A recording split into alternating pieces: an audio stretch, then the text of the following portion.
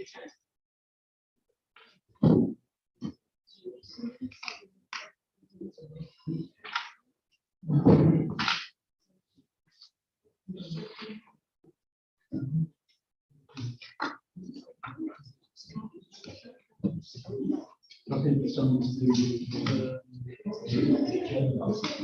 evening, everyone. Good evening and welcome to this meeting of Woodley Town Council being held on the 11th of October 2022. And can you hear me clearly? You can? Good, thank you. Woodley Town Council meetings are now recorded, with recordings streamed live and stored on the Town Council's YouTube channel. By virtue of attending the meeting, you consent to having your image and audio recorded for this purpose. If you do not wish for your image and audio to be recorded, then please do not stay for the meeting. For those in attendance, we're not expecting a fire drill tonight, so if you hear the fire alarm, please head out to the nearest fire exit and congregate at the fire assembly point by the open centre at the front of Woodley Park. Before we start the meeting tonight, and this is the first full council meeting following the death of Her Majesty Queen Elizabeth II, I'd like to ask all those in attendance to stand where they're able to and to observe a minute of silence. Thank you.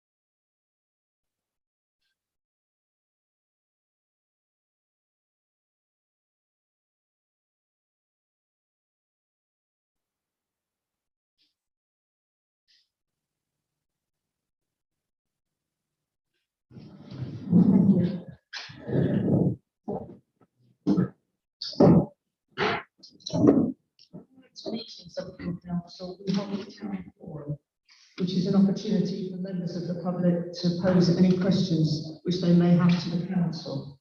This is limited to a maximum of 30 minutes. Do any members of the public in attendance have a question they wish to ask? Yeah, thank you.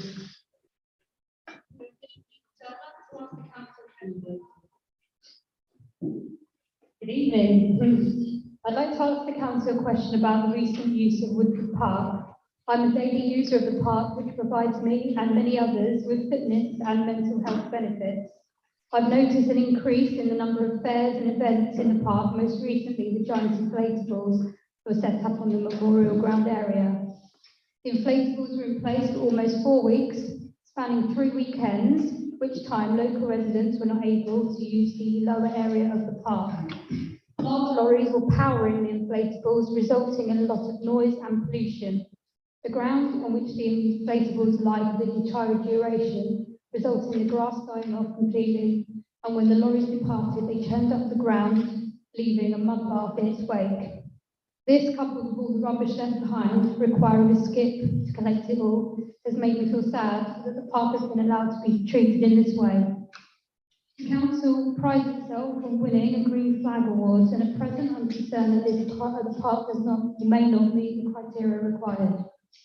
The response to raising my concerns was the purpose of the event is to bring people to the area.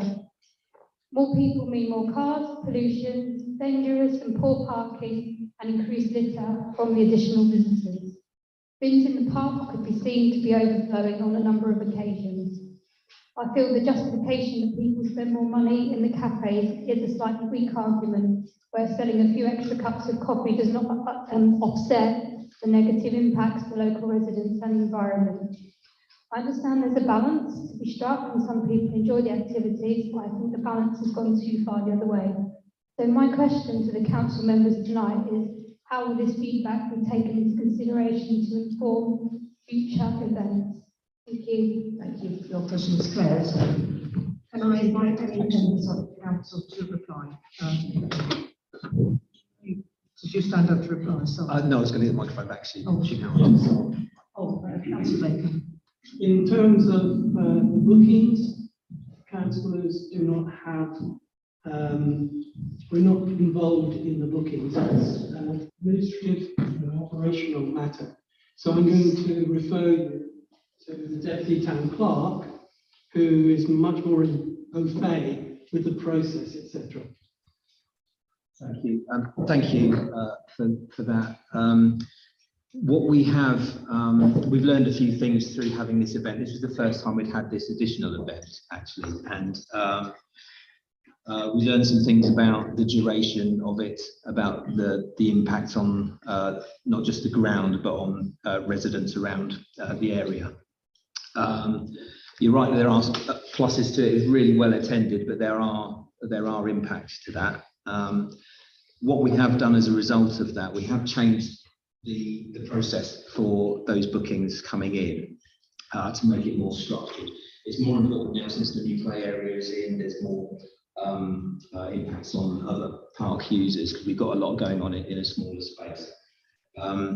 What we have put in place is a process which requires basically an impact assessment, which is an assessment between myself, the amenities manager and the bookings manager for each booking that comes in, so that we properly look at those things each time. It hadn't really been an issue in the past because we hadn't had as many bookings and we did have more space.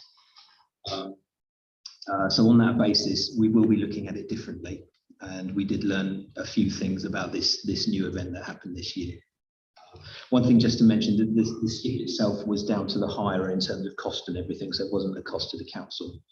But yeah, I hope that answers your question. Can I just say, I presume that so I share the misgivings of this lady about the impact and the litter left behind. I'm also aware that presumably this council has suffered with savage cuts to its budgets over the last few years, and no doubt it brought in important revenue. It does bring in revenue, but as the resident said, we do need to balance that with impacts on residents. So we'll be doing that going forward. Thank you very much. Do we have any more questions? Thank you.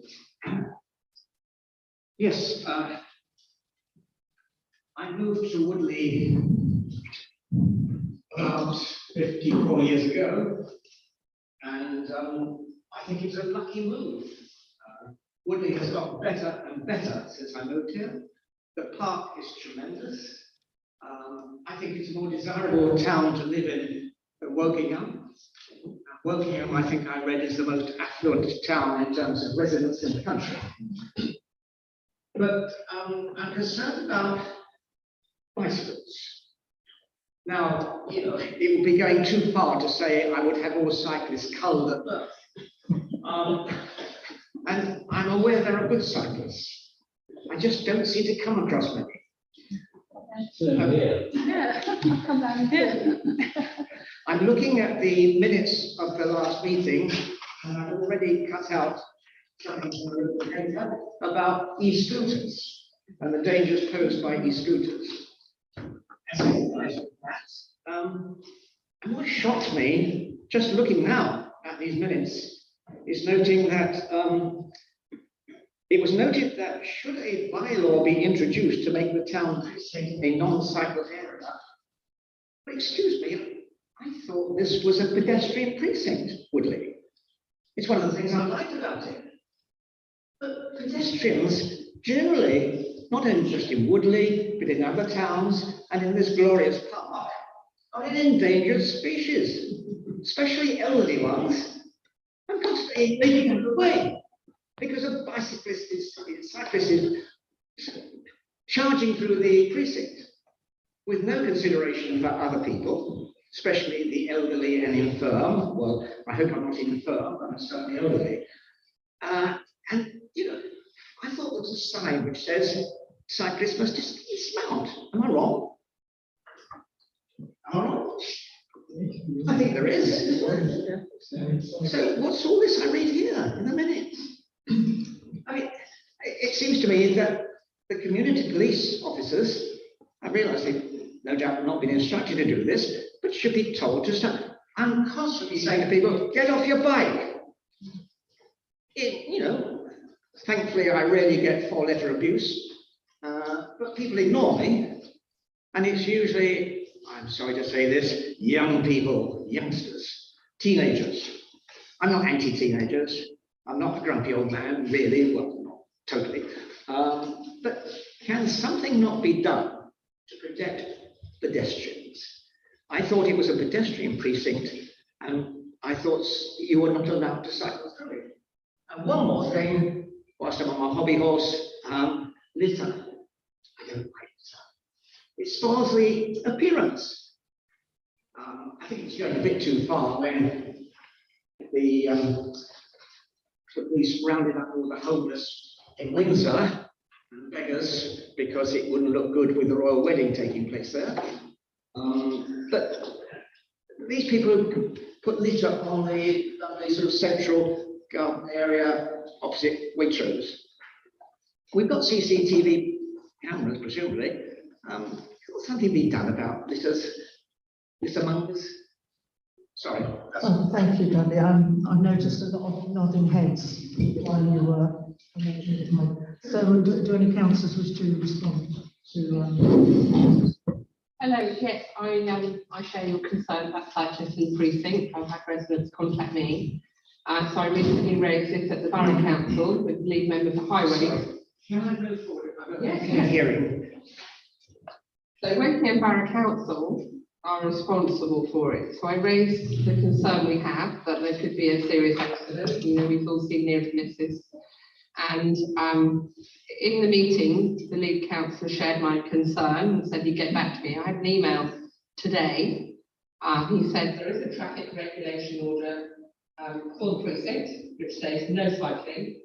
Therefore, it's only enforceable by the police, and the borough officers would be speaking to the police again about that. As you'll know from the minutes, the town council have raised that with the police also. I don't have an answer about litter, but again, I completely agree with you. I'm afraid it's behaviour change and all that sort of thing, trying to encourage people not to do it. And there's one other thing about cyclists. I try not to drive at night, like lots of other people. I don't like night driving. It's rare that I come across a cyclist cycling at night with lights on the front and the back. Often, it's no lights at all. But presumably they're not stopped by the police. If I run one of them down, getting caused by shots will go through the roof. There are too many cyclists riding around without lights on at night. There are a couple more councillors who'd like to respond to. Councillor Jewell and then Councillor Al-Samjari afterwards. Councillor Jewell. Yeah, I was just say, it's unfortunate that cyclists are being. Hold on. Thank you. Good word. I'm a cyclist. You can see with the gear behind me, lights, helmet, orange, fluorescent, whatever. Not all cyclists are bad, and I do get upset when that sort of misjudgment is covering everybody. So I would hope that you to recognise that there are some probably more good cyclists than bad. I do indeed. Thank you. And we are very concerned about the issues of cycling in the town centre. I think I've been in Woodley 2 years longer than you, and it's been a problem all that time since the precinct. On litter, I'm a member of the Woodley Adopt a Street project, where residents take take ownership of their own road or another road and go litter picking every single week.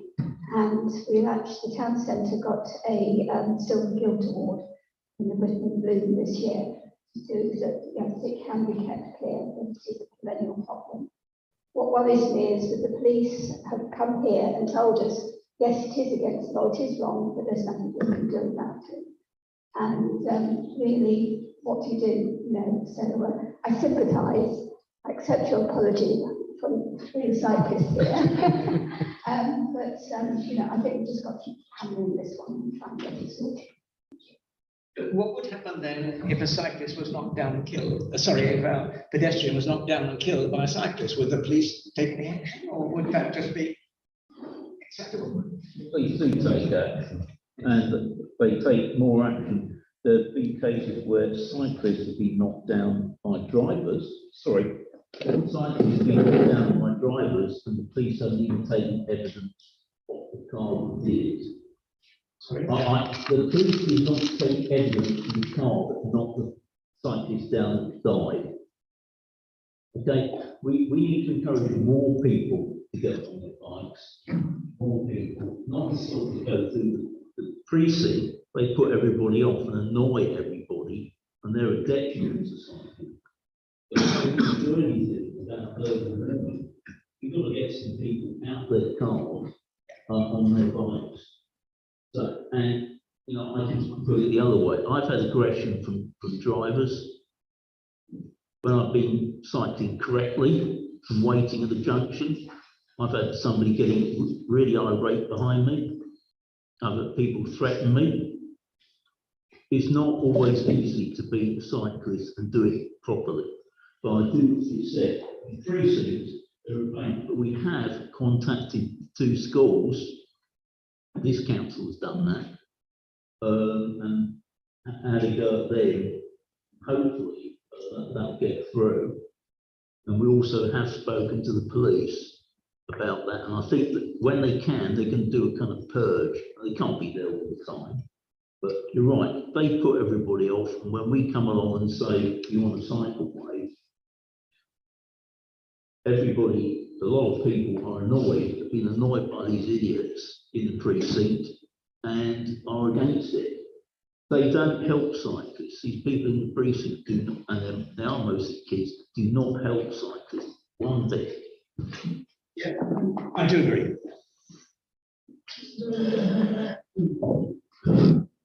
I absolutely agree with you. At the recent meeting I brought this up. I've seen things. I spend a lot of time coming and going to the precinct, and people's lives are in danger. Children's lives and other people's lives, particularly. And frankly, it's all very well for us to say, well, we talk to the police and the police don't give a damn. We've got to do more.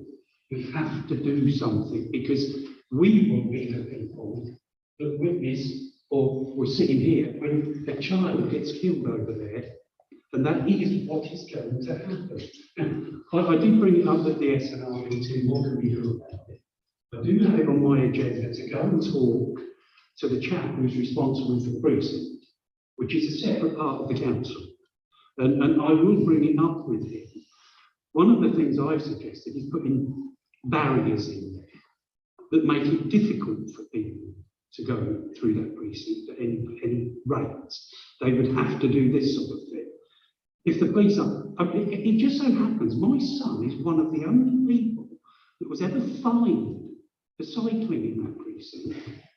Okay? He got fined 100 quid. And he actually, all he did was go round the back on his bicycle.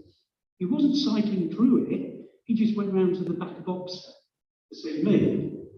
Then he got, at that point in time, we had these special constables, and they were dishing out fines left, right, and centre, as far as I understand it. But my son was the only one that actually told him his name. Okay, so there are things that can be done, and I, frankly, am quite happy to go up there with a ruddy placard saying, if the police don't do something, I'm going to lay down here and stop them from cycling, because they go through there at 30 miles an hour. And there are little kids playing in the playgrounds that we provided for them. So somehow between us, we have to do something about it. First. Just very quickly, you've heard the frustration of everyone here, and I'm sure Councillor Anson Jerry is going to sort of reinforce that as well, that we keep banging our head on this brick wall called the police. We can't physically stop people, because we would then be guilty of interfering with those people. What I say to everyone, and please get this message out, that every time you see a situation where it was an accident almost happening, contact the Chief Constable, contact the Police and Crime Commissioner. If they suddenly had 100, 500, 5,000 contacts from Woodley residents, I think they might do something, because the normal channels coming through the town council, etc., just do not work. Just bombard them with that sort of thing. And, you know, maybe they'll suddenly say, you know what, we'll just do something because we're fed up of wasting administration time, hours and hours and hours of it, processing it. I know it's probably the wrong thing to do, but if it gets a result, let's please do it. Thank you. I've got concerns about putting up barriers, because that would literally be barriers for wheelchair users and those who've got any kind of mobility impairment issues. But it does need tackling. Would it be worth having sort of patrols, even if it's council staff doing an audit, if we know certain times where there's a problem, especially if you're saying that it's teenagers? So to know roughly what the hotspot times are, and then to have patrols there, and then we can have our community police teams go out, speak to them. I'm really against criminalising children, but you know, having the police sort of talk to them about the dangers that are happening and saying, look, just stop here. Who's using the precinct? Imagine how they feel when they see your bike charging at them. And quite often that would work. I think there's something as well to be said about having schools involved as well. We've got lots of local schools, and those kids on bikes do attend the local schools. And again, if we know when the hotspots are, perhaps sort of representatives from the schools can come and see if they recognise any of the students there. So something like, you know, a real community approach to this would be my preference, rather than a policing route. Because I think, you know, if we just kind of have a policing route, the problem will just be diverted elsewhere. I think maybe I take your point entirely.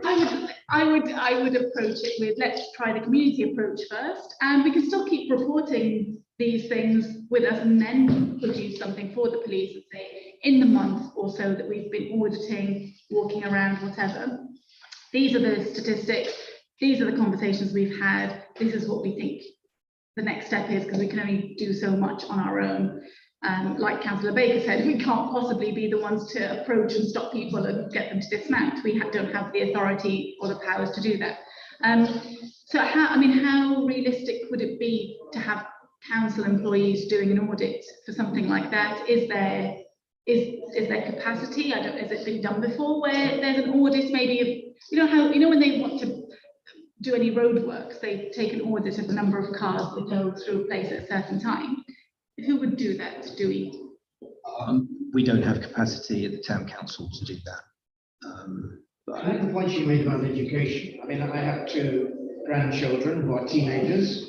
They would never ride their bicycles through Woodley Precinct because they've been brought up properly by their parents. Education. But sometimes I don't think they necessarily, the kids know not to. That's the thing, they see it, it's not, they might think that it's okay to, especially if they don't think they're speeding. They might think that they're going at quite a leisurely pace in comparison to sort of bombing it down a hill. So they might not even know that what they're doing is wrong, actually, genuinely. And I would say that a lot of the teenagers that I know wouldn't know that that was the wrong thing to do, genuinely, because they don't see that they're speeding. But I like your point about schools getting involved. Yeah. I have to say that all cyclists are not children. I got nearly knocked over the other day by an adult woman who had not a care in the world, and she nearly knocked me over. She just didn't on. So, there are a lot of adults cycling the precinct as well. I don't think we should blame youngsters all the time. I know that they're there and sometimes they're a pain, But there are a lot of adults that cycle and they're giving a bad impression to the youngsters that they can do it. So I know we've got to sign up. I couldn't tell you where it was. So maybe we just need to do a bit of a sign campaign just to get it in people's faces again, because like anything, if you look at it long enough, you're going to see it. So maybe as first, quick and dirty, just put some signs up, maybe a bit more friendly signs, maybe with an image on, maybe, you know, something quite bright, maybe in places that they aren't at the minute, just to see if we can just attract people's attention, because I'm inclined to agree with you. I think a lot of kids say there's anything wrong with it, and I think a lot of adults think I'm in charge of this bike, I'll be fine, you know, I can steer it, and you can't account for, like a car, you can't account for what other drivers are going to do, you can't account for what pedestrians are going to do, so just that bit of heightening awareness visually might help. And I think this is something that Matthew's minuting it all.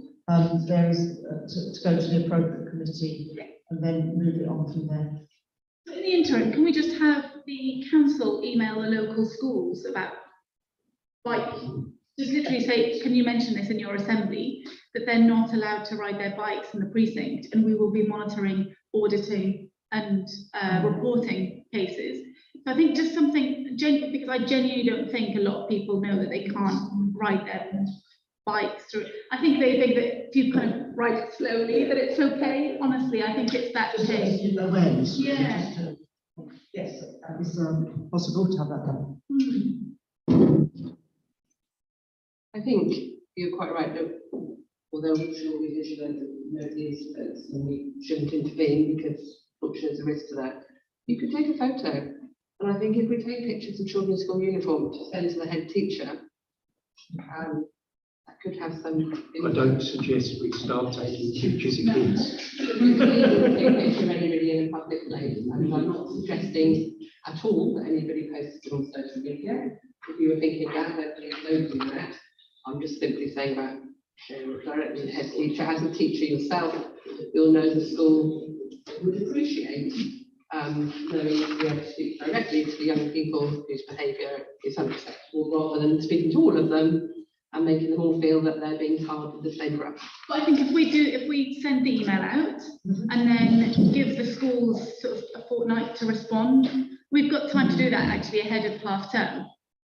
And then hopefully by half term, they've all got the message in their assemblies. The emails can go out to parents as well. School just sends out a whole school email to all the parents saying, we've had complaints, the local council want you all please to have a word with your children that they can't ride in the precinct. And that message will get out to the majority of parents and at assemblies in school. It's not a difficult message to get out. And if we do that, then I think we can say to the schools, you know, they can't say that our students didn't know them. We can knock them back from there. Thank you very much. I hope the answers have been very helpful to you. Been quite a lively discussion there. I think you'll find that everybody is on your side anyway. So thank you very much for your question. Thank you. Are there any more questions on? Yes, apologies. I don't think there's any ventilation in here now, is there? Because the door's been shut, some noise. And I was just thinking, I prefer it if there was, because of this arising coding. And just, I'm feeling it's we're going to come down to the concert, and within say an hour. It was nearly getting to the point of having to evacuate the room. So I was just wondering, is it possible for us to have a carbon dioxide monitor visit to the meeting? We'll have to see to stand up. I mean, Yes.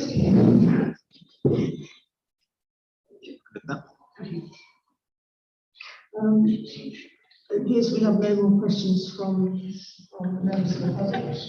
So we'll commence with our agenda now. Thank you.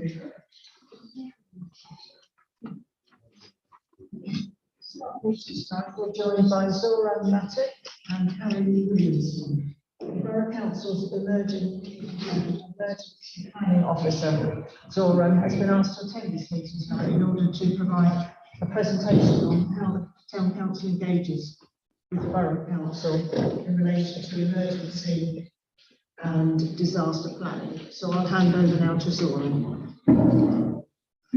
might be able to make one voice booming enough. But if it starts, if this can't hear me, I will gladly take the microphone. Let me just.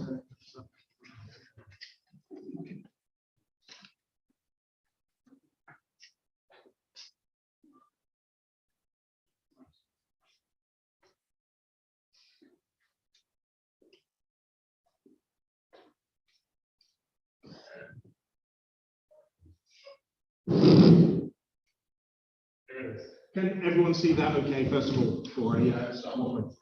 Brilliant. You'll be glad to know my presentation is only about 5 minutes, so I won't keep you guys too long. And thank you very much for inviting both myself and Harry here, and to those watching at home or in the future, thank you for watching. So yes, I've been invited to talk about our work with, or any potential work that we from Emergency Planning and Woking Borough Council can do with Woodley Town Council. Before I get into that, it might be worth just going through very quickly what we actually do. It might help answer some burning questions that I'm sure you've already got. So, who are we? So I'm Zoran. I am the Emergency Planning Officer for Woking Borough Council. I have worked at Woking for 8 years, almost 8.5.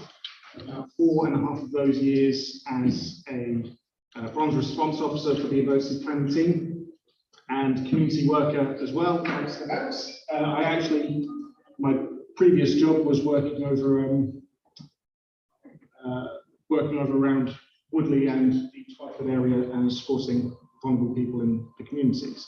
I'm joined by my partner in crime, Harry. He is the emergency planning manager, and he's here to take any of the difficult questions you may possibly have. So please do refrain from questions until the end. I should say that, because I might cover off whatever you might have waiting for me.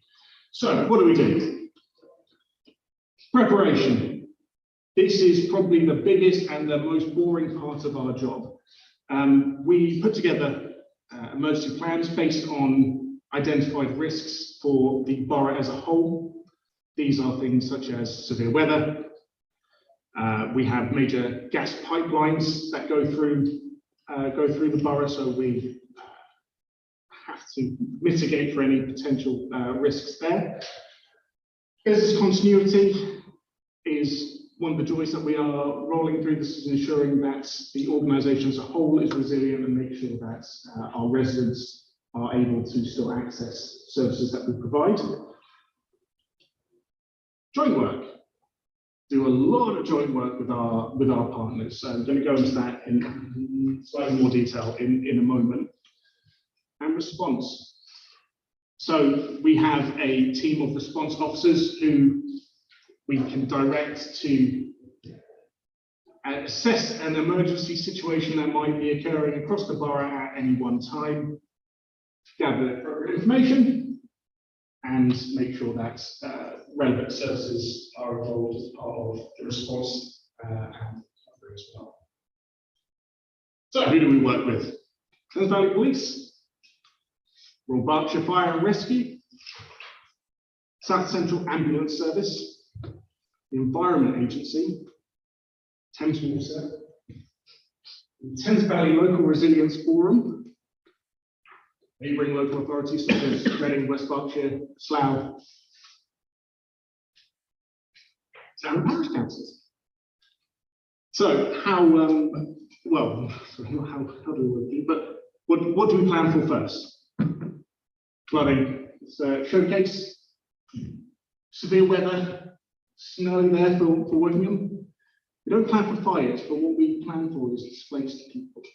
So we often have a mass displaced residents due to fires in residential accommodations that might then possibly make neighbouring properties not habitable until the property that has been damaged by fire is deemed safe. Does anyone know what this is? So this is the tanker that has fallen into a sinkhole in Finch Hampstead.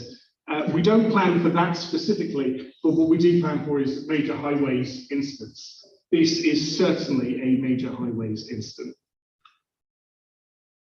AWE Burfield, big part of our work. That's our an MOD site. Luckily, for everyone in the room, it doesn't affect Woodley, but it certainly is a headache for us. So unfortunately, we can't plan for asteroids. And nuclear Armageddon. The reason why, these are quite, as we put them, apocalyptic events. What we can only plan for is reasonable worst case scenarios. For something like an asteroid striking the Earth, and provided that actually it's on the other side and we might be okay, we would be led, our response would be led through central government, and the same very much goes for any form of nuclear warfare.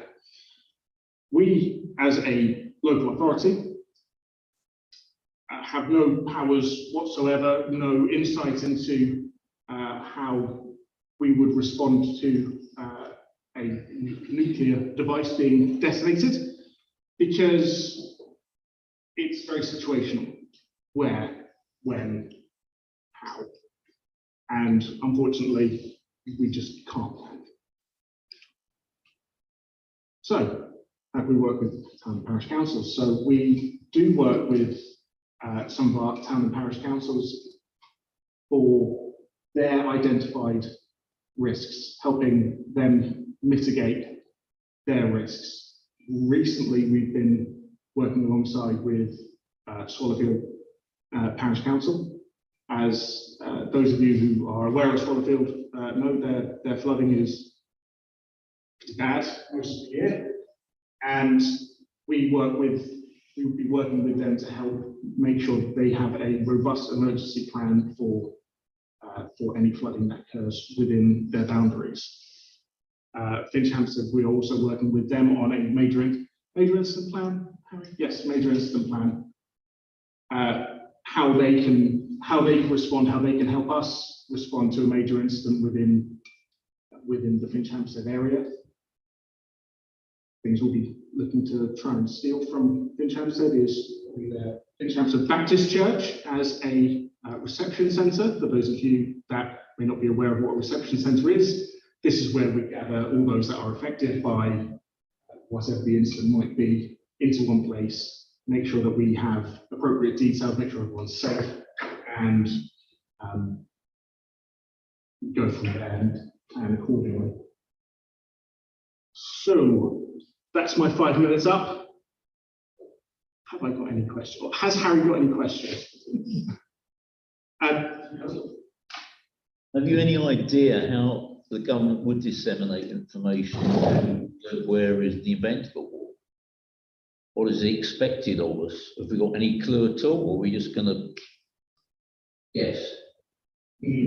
That's a good question, Harry. How are you going to answer? I think it would depend on the impacts that we would see within Woodley, within Wokingham. So, as I think you might have realised, there's a theme kind of running throughout those potential events that could occur. So, thinking of flooding and fire, even AWE Burfield, it's about displaced people. That's quite often what we do. It's humanitarian assistance. It's welfare. It's looking after our vulnerable. It's making sure that the council services still run despite all those things. So for us, in terms of how that information would come to us, that's kind of one aspect of what might happen. But we would still be doing our normal emergency response if war or a situation that we can't plan for was going on. We still do our regular emergency response based on that impact. In terms of information that would come through from government, it would all be done by COBRA, so the Cabinet Office briefing room. Yeah, COBRA. So it'd be done via that, and we liaise with they're called DLUC now, which is the Department of Levelling Up. I think I missed a few letters there, haven't I? Department of Levelling Up. Housing communities. So that's how we tie into government through there. So one of the organisations that Zoran mentioned was the Thames Valley Local Resilience Forum. So when a big incident happens, So, for example, when we had the heat waves, even when Her Majesty Queen Elizabeth II passed away, that group stands up, and that's where we do all our multi-agency response. So we'll be there, the police are there, fire brigade are there, all our neighbouring local authorities are there, and we all work together to think about how we respond as Thames Valley, because quite often these impacts they don't care about boundaries, do they? They kind of, severe weather, it goes wherever it needs to go, and the same if we did see any local impact here from a war, let's say. And that's how we get our information through. So we have a representative there from government, they give us that information, and then as a local authority, we then have that information, and then we decide how we then disseminate that. So when we have a big incident, we then have a comms team set up. So it might be that through that comms team, we're going to brief borough councillors, we're going to brief town and parish councillors, we're going to brief the public in this way. So we'd kind of do it through those normal emergency planning structure that we have, and we wouldn't do anything new, because the worst time to do something new is during an incident. You do the tried and tested processes, otherwise things kind of go wrong. So those would be the routes of how we'd get information from government to then, let's say, yourselves. And what would you expect of us? What would you expect of parish councils? Anything? If you can tell me what the impacts that we'd see here, I could tell you how I'd have you to help us. I think it's very difficult because we don't plan for the impacts of war, because we don't really know what those impacts would be, let's say for Woodley specifically. I can't tell you how I'd want you to work with us.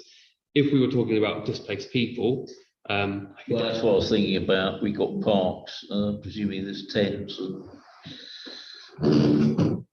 In what? In kind of what?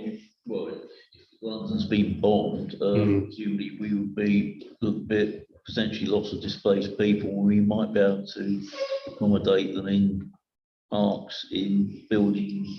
Yeah, potentially that might be something that we do, but it's hard. Do you know what I mean? In terms of it, it's hard for us to do, because we're then going on to very much a war footing, aren't we? Yeah. And that's very different. And if those asks came down from government via the Cabinet Office through to us, then yeah, there would be some role for you to play in working with us on that. I'm sure there would be. I really must say I am concerned that we really don't know what we would do, what we would be expected of us if war happened. I mean, hopefully it's very, very unlikely, but if it did, it'd be absolutely massive. And before the Second World War, there's a lot of planning, a lot of things have already been done, but we would be starting from some zero. And presumably not much time to do anything. We wouldn't be starting from zero from our perspective, because I said we would do our usual processes, because we wouldn't start doing more than we've ever done before. We'd still follow our same structures and same responsibilities that we have as a statutory responder. But yeah, I take your point that it would be unprecedented for us, and it would be something that we would take our lead from government on their preparations. I'm just thinking, in the event of something like that, people might well come to the town council or help for information. That's just my thought. But then in that kind of way, we have our normal structure. So if we had a fire, if we had a flood, and there was people impacted here, they would come to you to ask us questions, and we'd be in regular communication with yourselves, because we have our emergency operation control centre that we then open up. So that's kind of how that comes would work. And you'd always be welcome to, in any incident, but not just war, to then feed those into us, and we can kind of help you and support those communities as needed. I think it's probably worth mentioning that planning for this type of scenario is almost certainly going on at a national level. However, I think appropriate information gets fed down. Yes. It needs to get fed down. So there is perhaps not currently a need for us to have that information. But was Harry's answer sufficient? Or sufficient enough? Yeah, I think I wrote it for him. Yes, exactly. Thank you. Oh, fantastic. I don't know who was first. Would you mind picking for me? I think Councillor Jill was first. I am not sure. I wasn't looking up, but I will be first if you want. Woodley has two major railway lines on either side of it, or one going to And we've also got Woodley Beacon, which means the East Road traffic often circle around Woodley. So a plane crash is probably not likely, but the likelihood of a plane crash impacting Woodley is probably quite significant. I wonder, is there a plan for that if there is a major rail crash, a major plane crash? And do we have a designated reception centre for the aftermath of that? Thanks for the question. So specifically for a train or a plane crash, no. However, it would still, as Harry said, we would still very much go in lines with our standard response structure, which would then, again, we would be dealing with displaced people. Yes, we do have a nominated rest or reception centre. However, we need to man it at Bullmarsh, the leisure centre there. However, should we need more, we can ask for more. We have 4 pre-designated across the borough. They can only house a limited number of people because staffing per resident is definitely an issue. So in the event of something as big as that, which would definitely be classed as something like as a major incident, we would be able to find the resource, the supports. We know from other incidents that have not even necessarily been declared major incidents, but that have displaced, that there is a huge rallying of the local community to support those that have lost everything. And not that we're not relying on that, but it's a high possible 99.9999% chance that there would be that availability there to support us. So in answer to your question, yes and no, we are prepared for something like that, but not specific. I think there's two aspects there. That's okay. 2 aspects where actually you're talking about kind of your role and how you can support. So it's if you're able to help with volunteers in terms of manning those rest centres. We were commenting today what a lovely building this is, for example. So this could become a designated rest centre, particularly as actually it is in a very nice position in Woodley. That could be something that yourselves support on and help with, and we can give you a little box of goodies that will kind of essentially be here that if it was ever needed, you'd be ready to go, and yourselves could be volunteers or other people in the community could help with that as well. And then the other one is that kind of, that welfare when an incident happens, kind of helping with that intel. You're very much on the ground here. You have, you know the community, you know the most vulnerable in the communities, you know more about their needs than we necessarily do. So I think there's kind of 2 aspects there where we'd definitely be asking for your support if there was an incident of that scale or any scale happening within Woodley. I think you'd get sick of our calls. Yeah, we should never invite them to that meeting to ask them what support we can offer.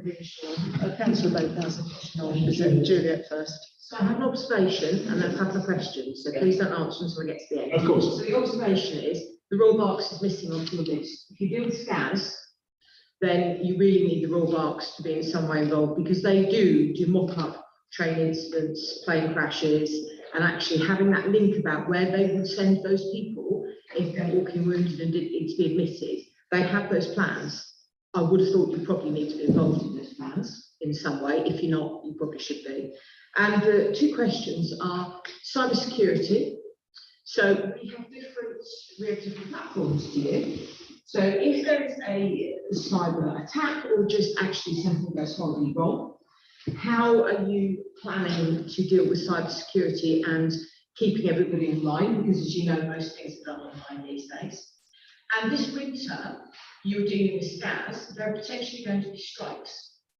So not only nurses, junior doctors, ambulance crews, probably going to get the army involved, there will be strikes. So are you planning for some of that to support our citizens to just low-level transport to hospital because they're not going to be able to get an ambulance? So to respond to your observation, through the Thames Valley Local Resilience Forum, we do have representatives from NHS trusts that are that attend relatively regularly. So there is that link in there. Cybersecurity was the first question. Please. So what we do with cybersecurity, we, as Zora mentioned, we do our business continuity plans. So That's what I'm thinking. yeah, each service has a business continuity plan, and actually that's a lot of our work we're doing this month leading up to our annual business continuity seasonal activities that we do. And as part of that, they all have their business continuity plans because each different service uses different IT. There are some ones that overlap, thinking of like, Microsoft and Teams and Zoom and all the things that we use nowadays. So that's done more centrally by our IT team. They manage that. But the idea is that they should have plans for how you manage without IT for an hour, a day, a week, a month. And I think I'm going to probably say the wrong council, but I think Croydon potentially. I think they had quite a long, maybe it was Hackney. They had quite a long time without their other IT system, and I think everyone thought it was going to be a day or an hour, but actually it can last quite a long time. I think the hospital as well had a. I get business continuity, but I'm interested in is the interface between the parish council and town council and you. So if we're down for a month, can you help us? It depends on I think it depends on what their impact is. So what have you stopped doing in that hypothetical month, and what are those services, and how can we help you with that? So I kind of put the question back at you. So when we do business continuity, we think about like something we call impact analysis. So you've given me a scenario of no IT for a month. What does that mean? What services are you not providing for that month?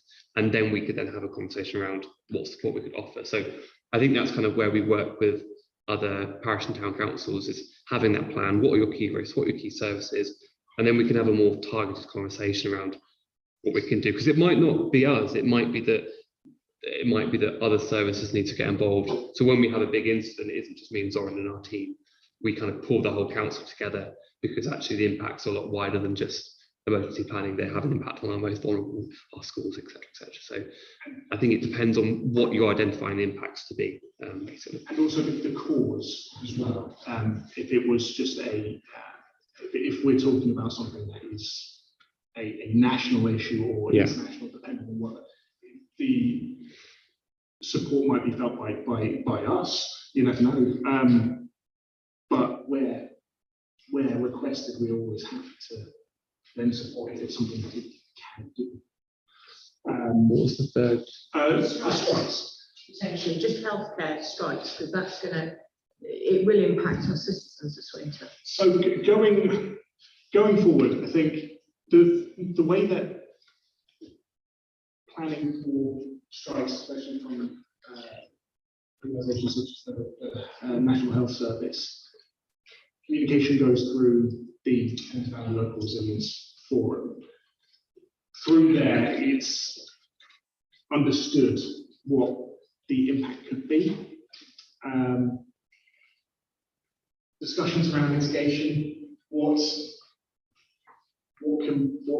can we as a group do to ensure that there is no major disruption to? So I mean, it's a strike. If there would be a major disruption. That's the point of the strike.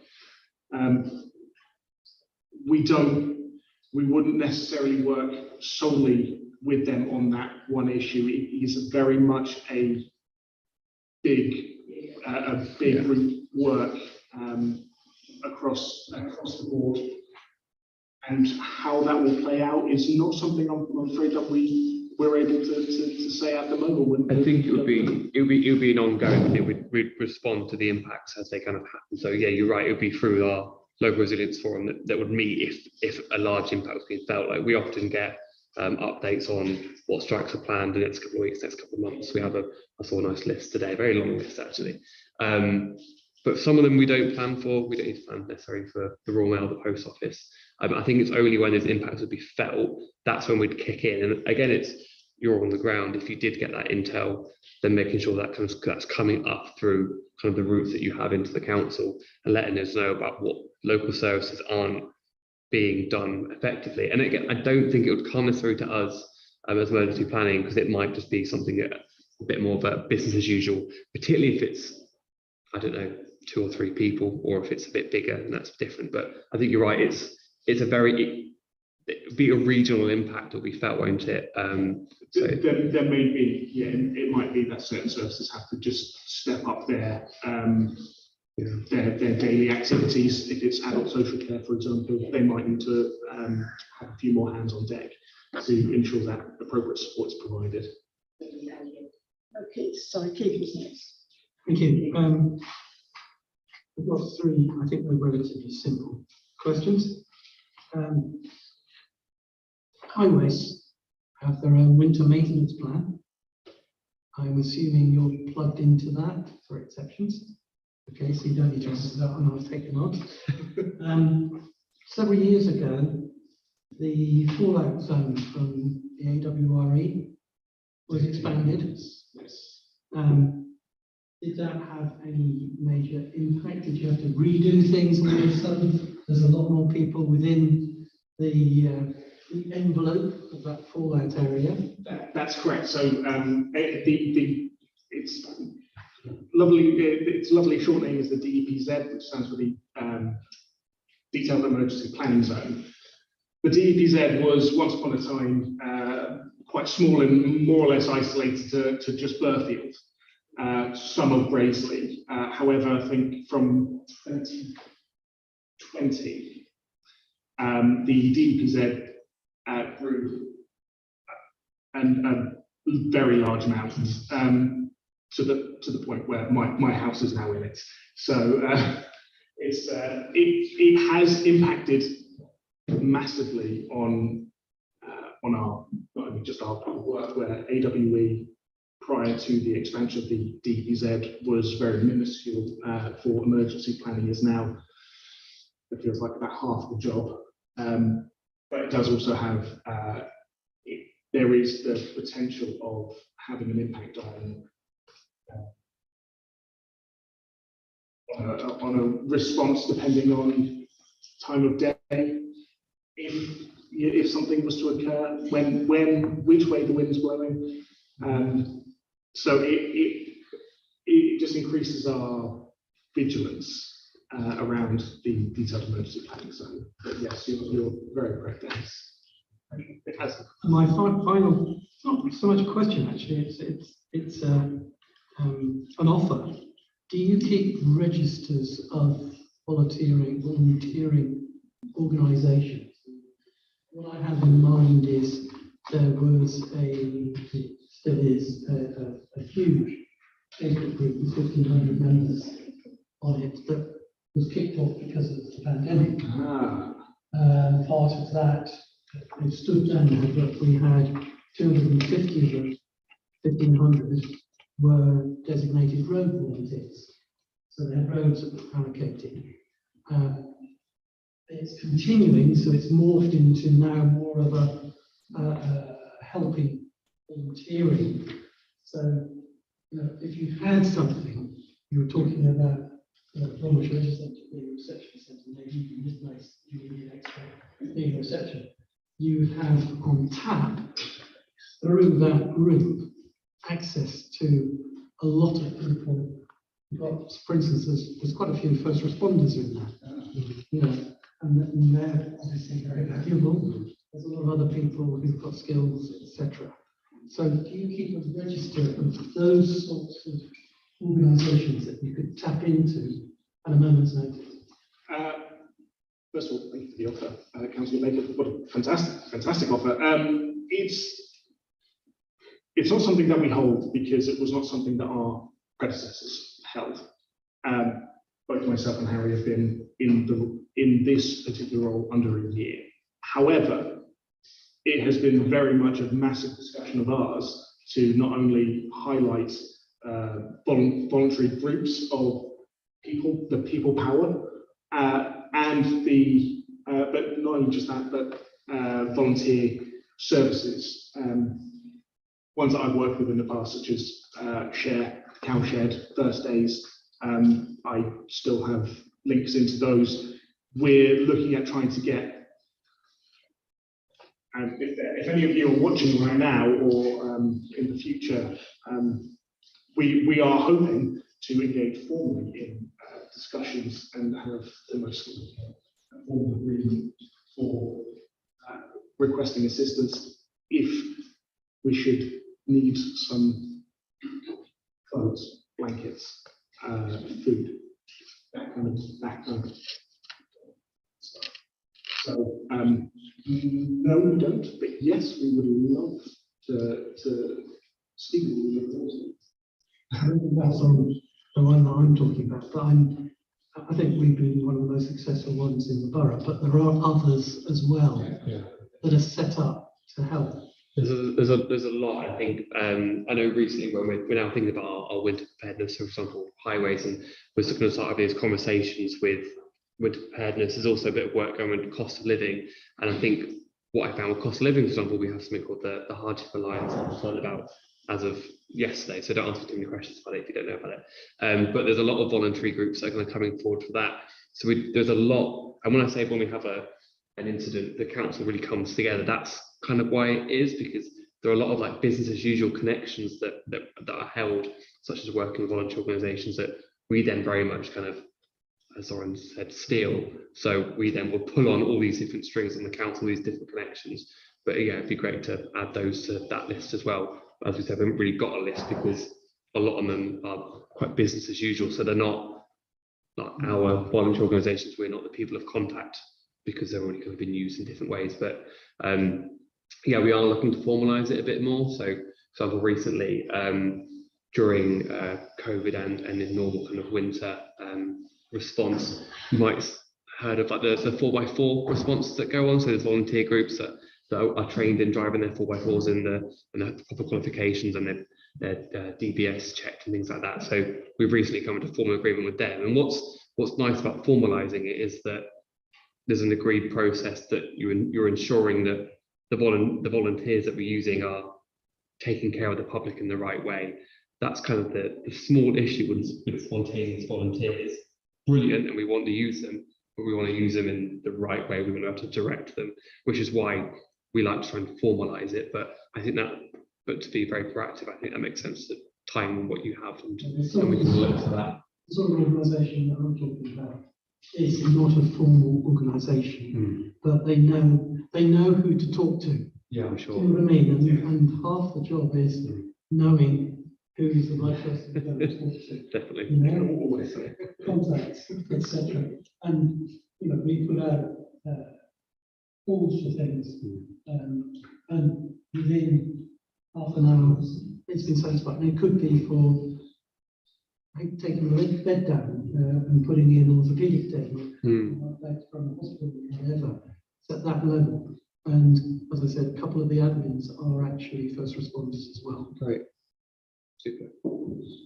Can I just ask you to be brief? We are getting concerned about Yes, I think it's quite a brief thing. It's just, have you got plans for an alternative to site to work from if the borough council premises were destroyed? And because an example of that is the Wallingford Borough Council building was actually burnt down, was it 10, 15 years ago or something?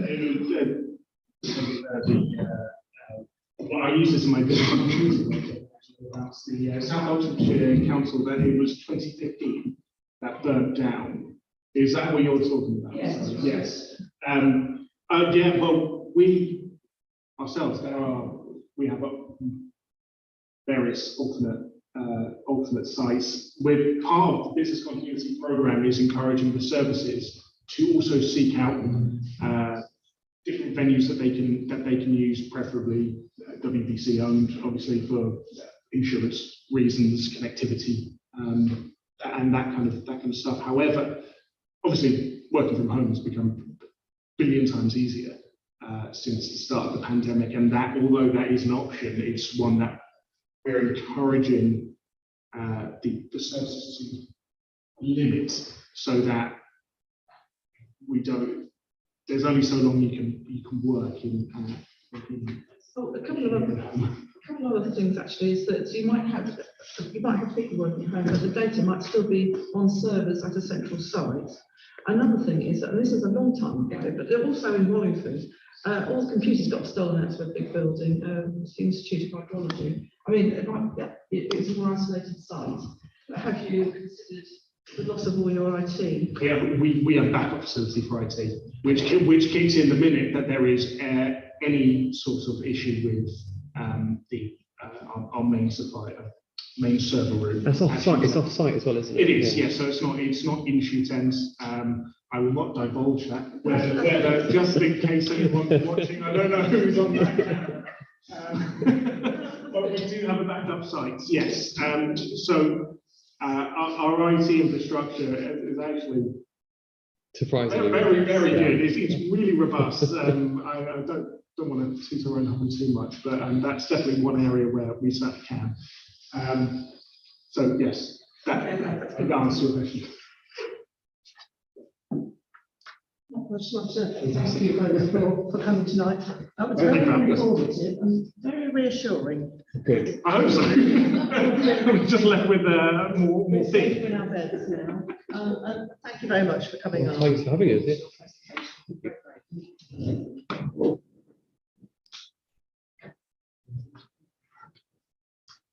You're welcome to stay for the rest of the meeting, but we would understand if you don't. Thanks to everyone. Yeah. Thanks, guys. Really appreciate it.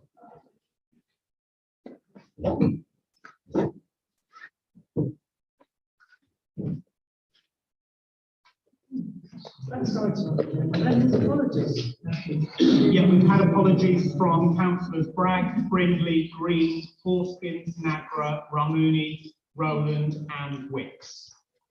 Thank you, and those will be noted.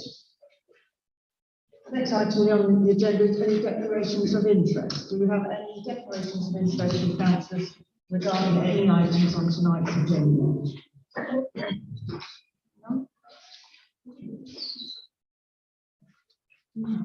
Item 3 is to receive the minutes of the council meeting held on the 21st of June 2022.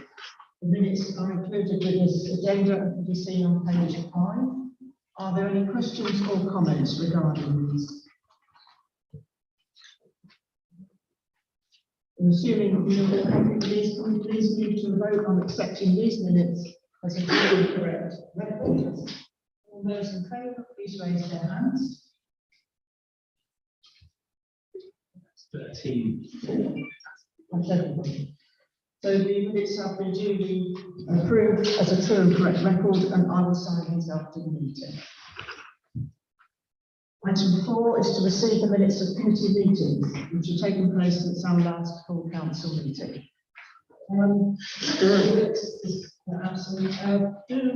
Councillor Chen, are you understanding? So can I please ask Councillor Chen, as Vice Chairman, to present the minutes of the Planning and Community Committee meeting which took place on the 12th of July 2022, which is on page 15 of the agenda.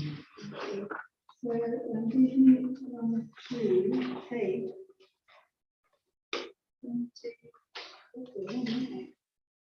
24.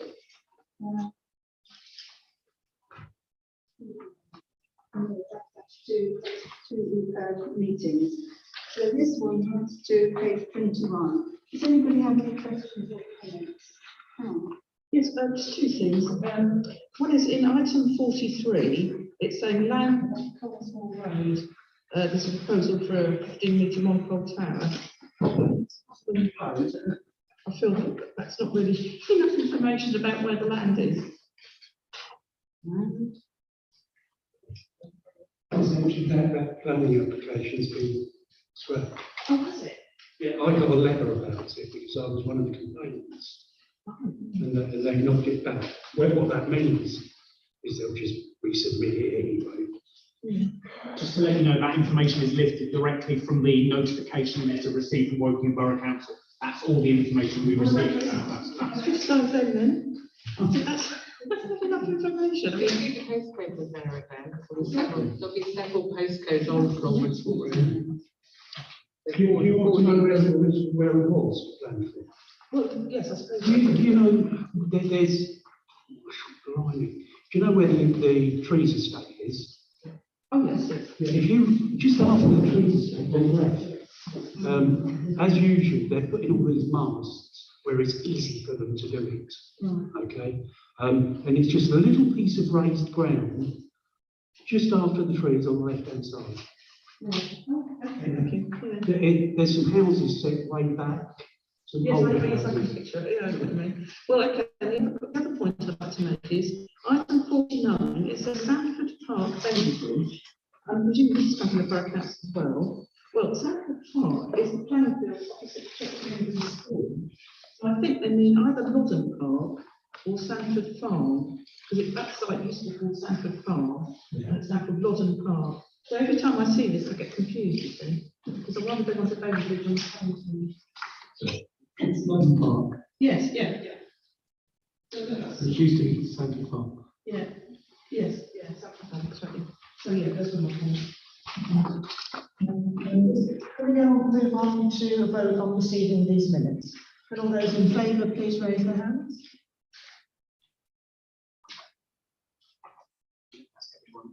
Thank you.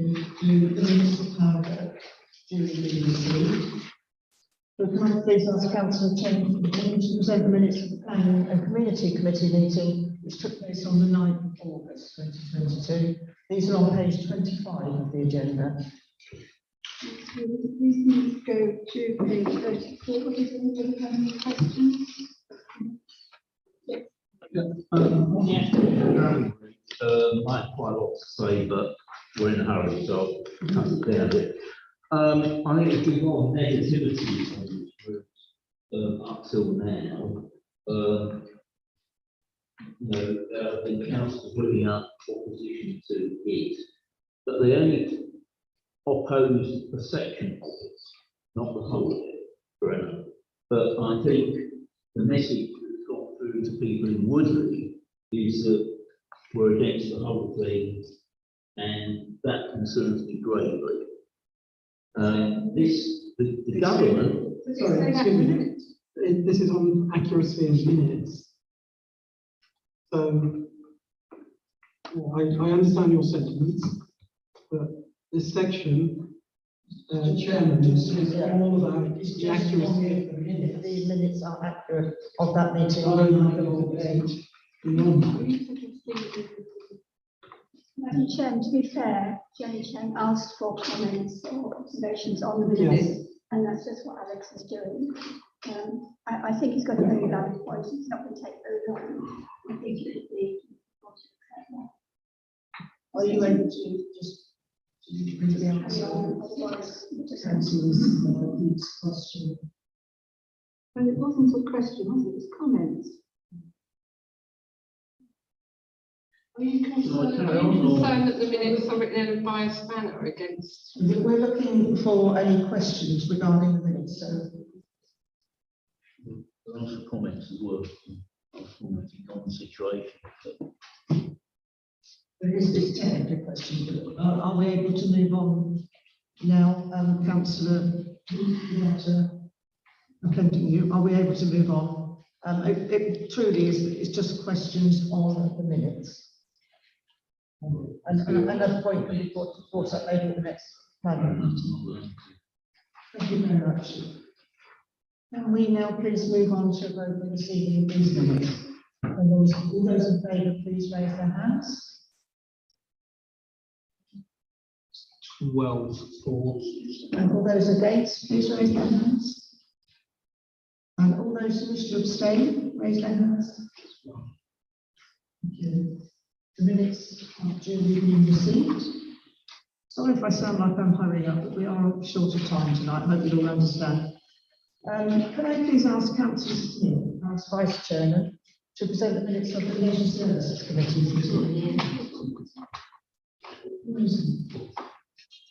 Yeah. So we haven't got Councillor Bragg or Councillor Smith. Is anybody else able to do it?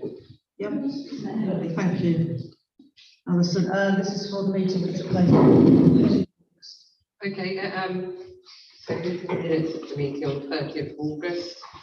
I think there's a detailed explanation of the lively discussion. I think.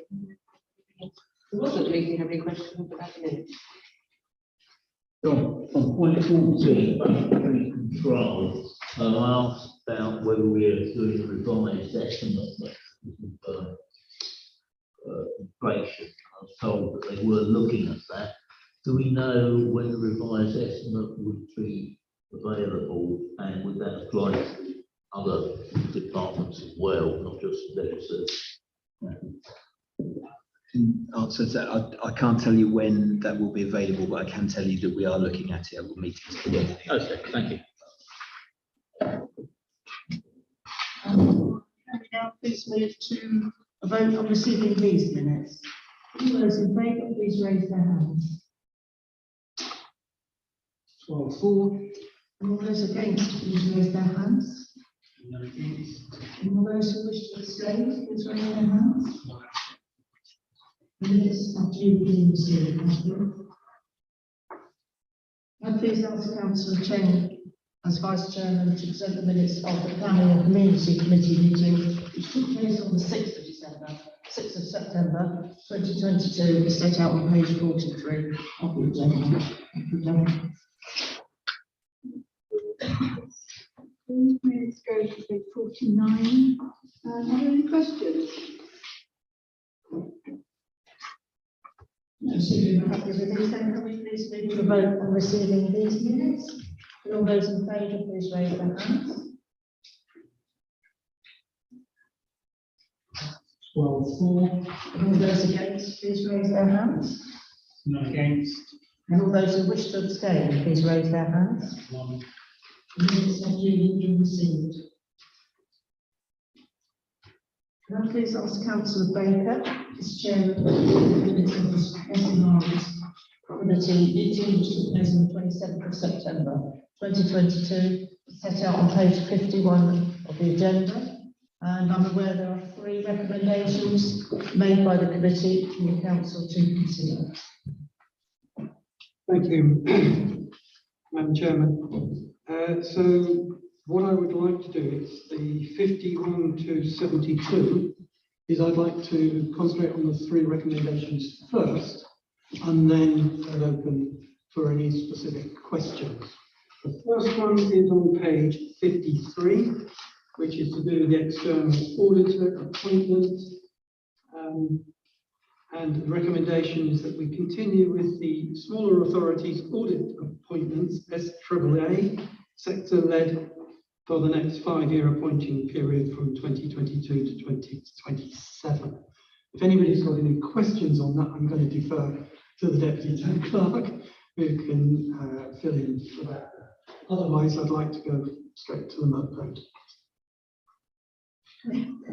Just go straight to the vote. So, could I ask all those in favour of? Sorry, we need. Can I propose it? The Councillor Baker proposes, who would second the proposal? Councillor Anderson, thank you. So, can we go for a vote on this first recommendation, then, please? All those in favour, please raise your hands. That's everybody. 13. Thank you very much. So then we'll continue with the second one. Yes, next one's on page 55, and it's to do with the standing orders modifications. I won't go through in any detail, but I can say that it's been exhaustively checked many times. First of all, in the subcommittee itself, which had a unanimous across all parties approval on that. It then went to the Strategy Resources Committee, where there was a lively debate on certain recommendations that came from the subcommittee that resulted in a couple of the recommendations from the subcommittee to be deferred. I'm asking the subcommittee to look again. So, and that again had a unanimous agreement. So it has been quite exhaustive. It's a good process, I think, that we've got in place now. So if there's any questions, I can answer those. Otherwise, I'd like to go straight to the vote. Yes, Madam Chair. Councillor Baker said that there were some issues and those were to be deferred for the, and I just wanted to make sure that they would be. They absolutely are. I have his assurance that. They're in the agenda that was, has it been sent out? So can we now proceed to go to a vote on the recommendation number 2? Oh, yes, please. Councillor Baker, sir? Say I'll on. propose it.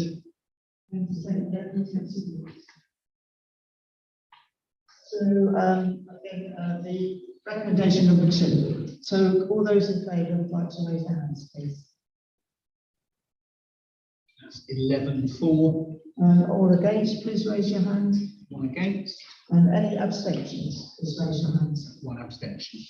Thank you very much. Councillor Baker, number 3, please. Right, same page 55, item 23.2. These are changes to the financial regulations. They were driven, correct me if I'm wrong, Kevin, but they were driven from some legal changes that we haven't incorporated into the financial regulations. Again, if there's any questions on them, I'm going to defer to the Deputy Town Clerk. Otherwise, we can move to the vote, please.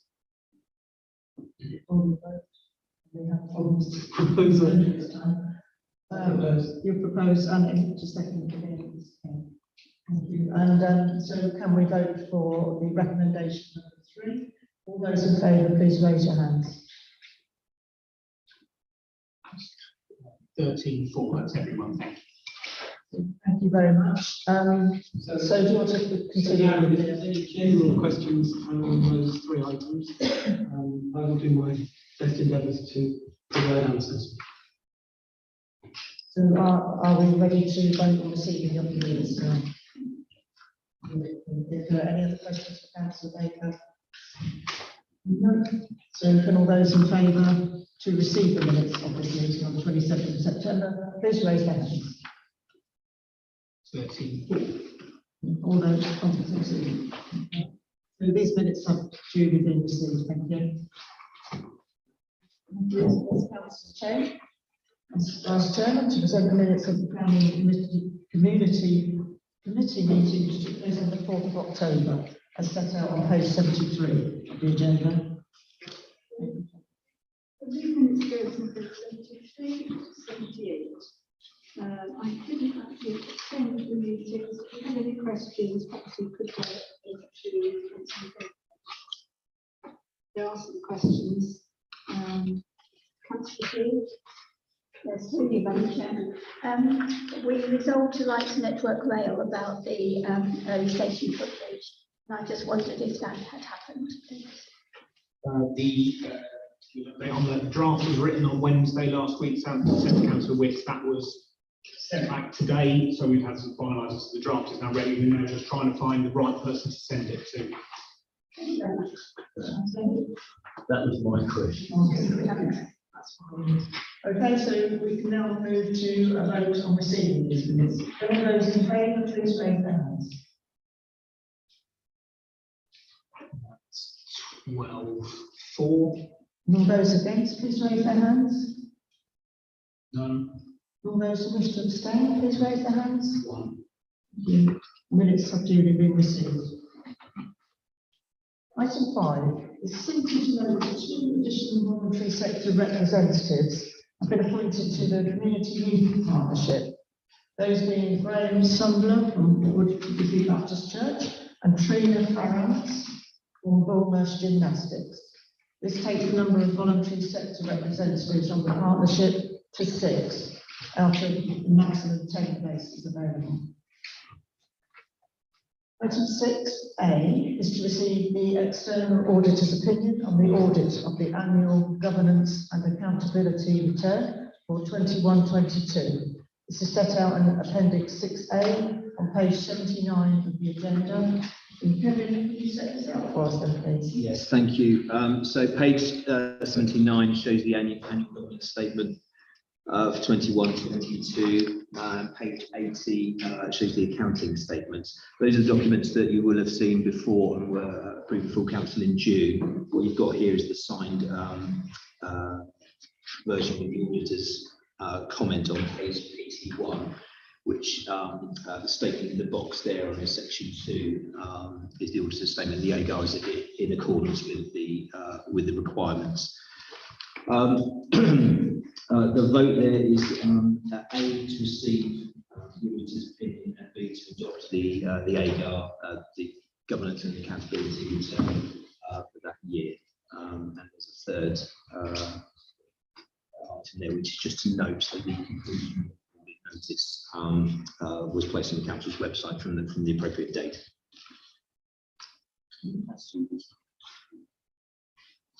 Can we please move to a vote then on receiving the external auditor's opinion on the audit? And all those in favour, please raise their hands. 11-4. And all those against, please raise their hands. None against. And can all those who wish to abstain, please raise their hands. That's 2. The external auditor's opinion has duly been received. Following on from that, item 6B is therefore to formally adopt the audited annual governance and accountability return 2021-22. I intend to go straight to a vote. So can all those in favour please raise their hands? That is 12-4. Can all those against please raise their hands? None. And can all those who wish to abstain please raise their hands? 1. Thank you. The external auditor's opinion has duly been received. And item 6C is simply to note that the notice of conclusion of audit was displayed on public notice boards at the Oakwood Centre and on the council's website on 21st of September 2022, a copy of which is provided in Appendix 6C on page 82 of the agenda. The next item on the agenda is to receive a statement from the leader of the council. Councillor Baker, would you like to propose? In the interest of time, I will not be making a statement.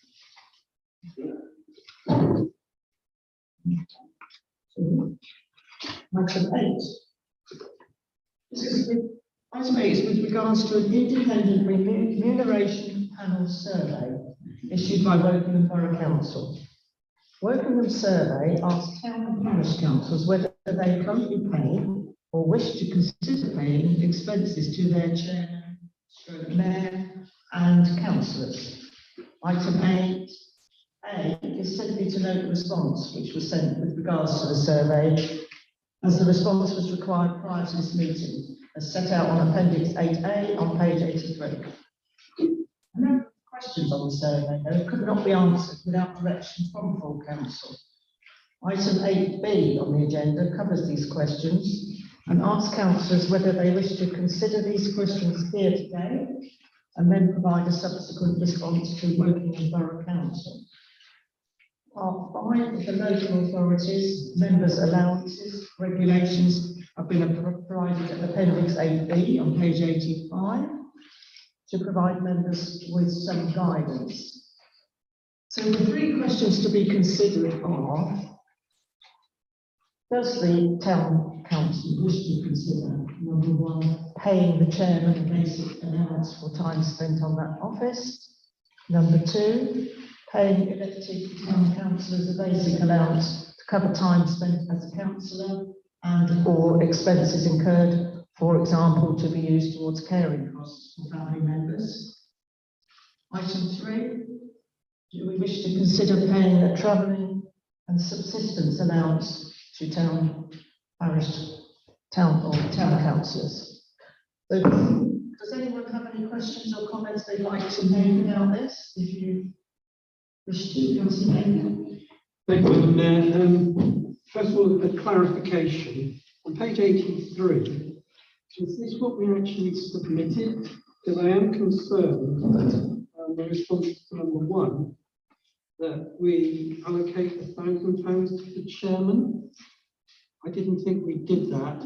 Normal expenses, yes, but then that's, Did we actually submit that we give £1,000 to the chairman? Well, sorry, well, it said chairman here. It could be the mayor, it could be the chairman of a standing committee, or what? My understanding is that we haven't answered those questions. If we haven't, that's fine. Yes, I think that's really what, Do I have confirmation? That's the amount that is budgeted to go towards the chairman's expenses if needed. So it's not a flat fee that is provided. It is what is set in the budget. So it's not an allowance then. An allowance is what you get, and you pay tax, and you pay NI on it. So it's a misunderstanding of the question.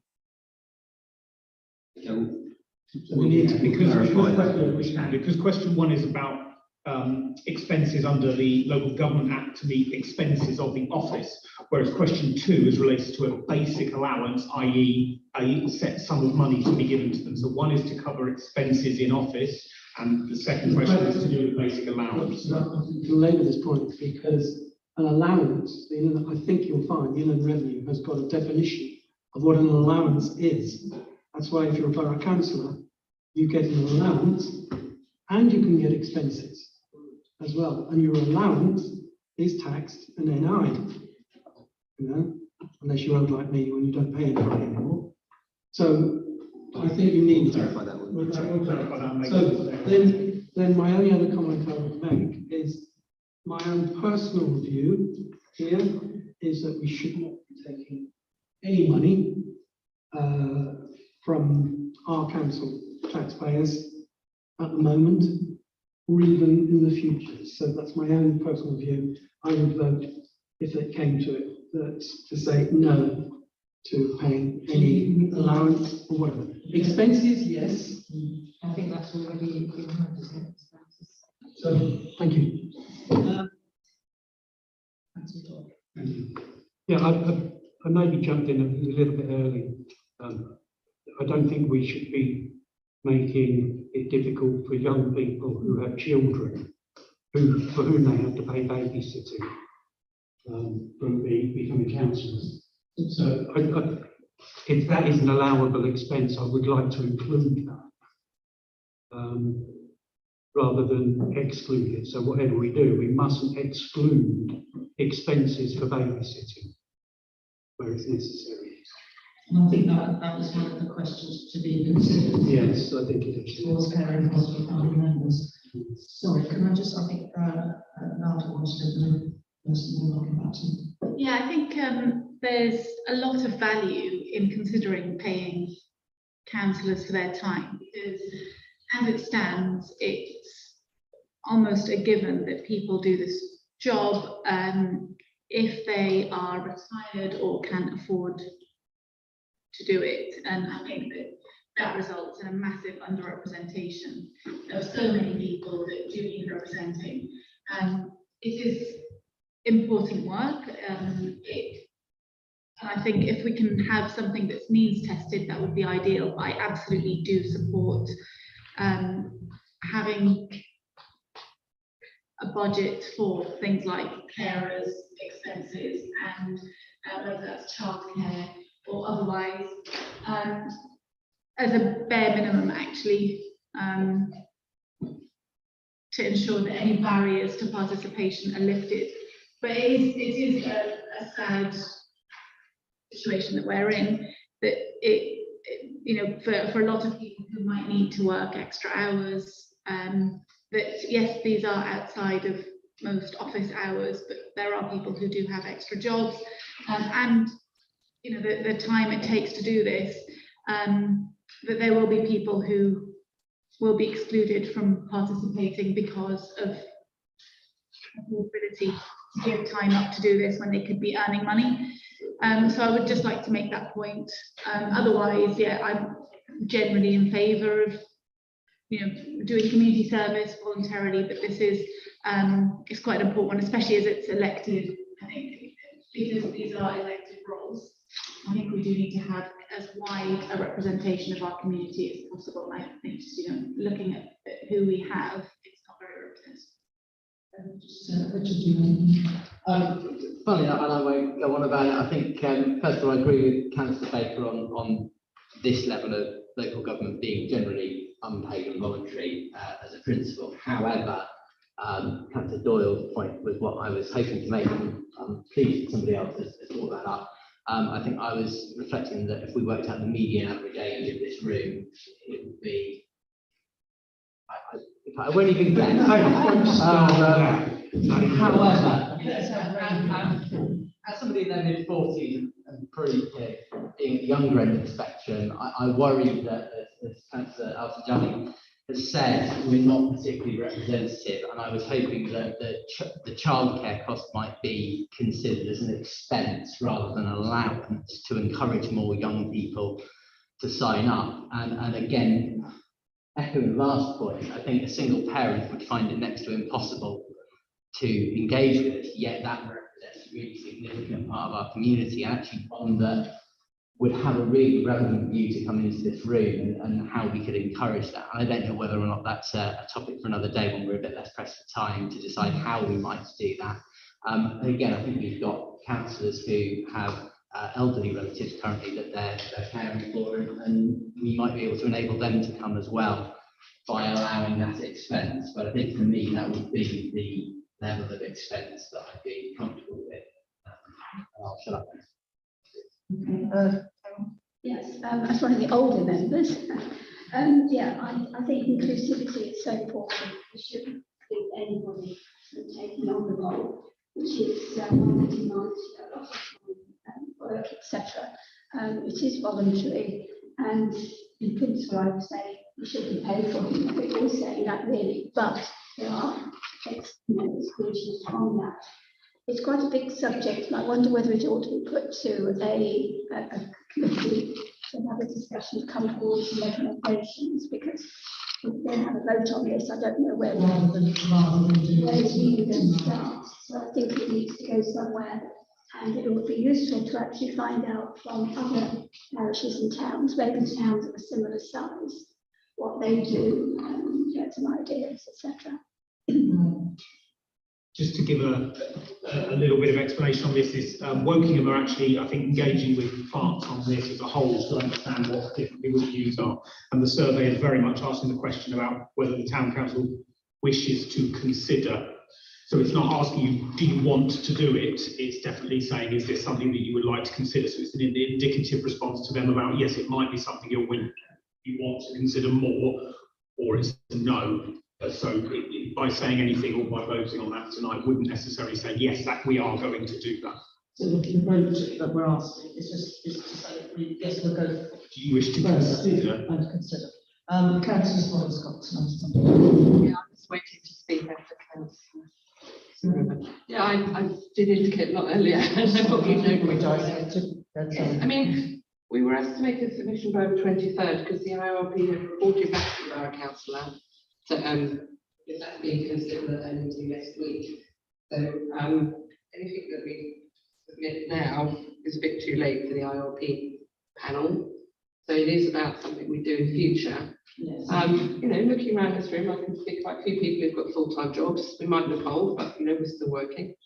And it's certainly not just people with children, but you know, members who've got older parents. But you do have to, I think, consider the cost of that. If you're paying an allowance for a carer, for an older person, that's going to be £13 an hour for several meetings. But then on the other hand, if you look at how many meetings we have, 5 full councils a meeting a year, the standing committees, it's not a lot. And when you look at the allowance for a borough councillor, the allowance is to cover half of the time that you put in. It's considered to be completely voluntary, the other half. So what we would have to do first is go through a process that the IRP does and interview and survey every member of this council. How many hours do you spend doing meetings? How many hours do you spend preparing for meetings? How many hours do you spend interacting and working with the residents? And the additional cost that puts on you.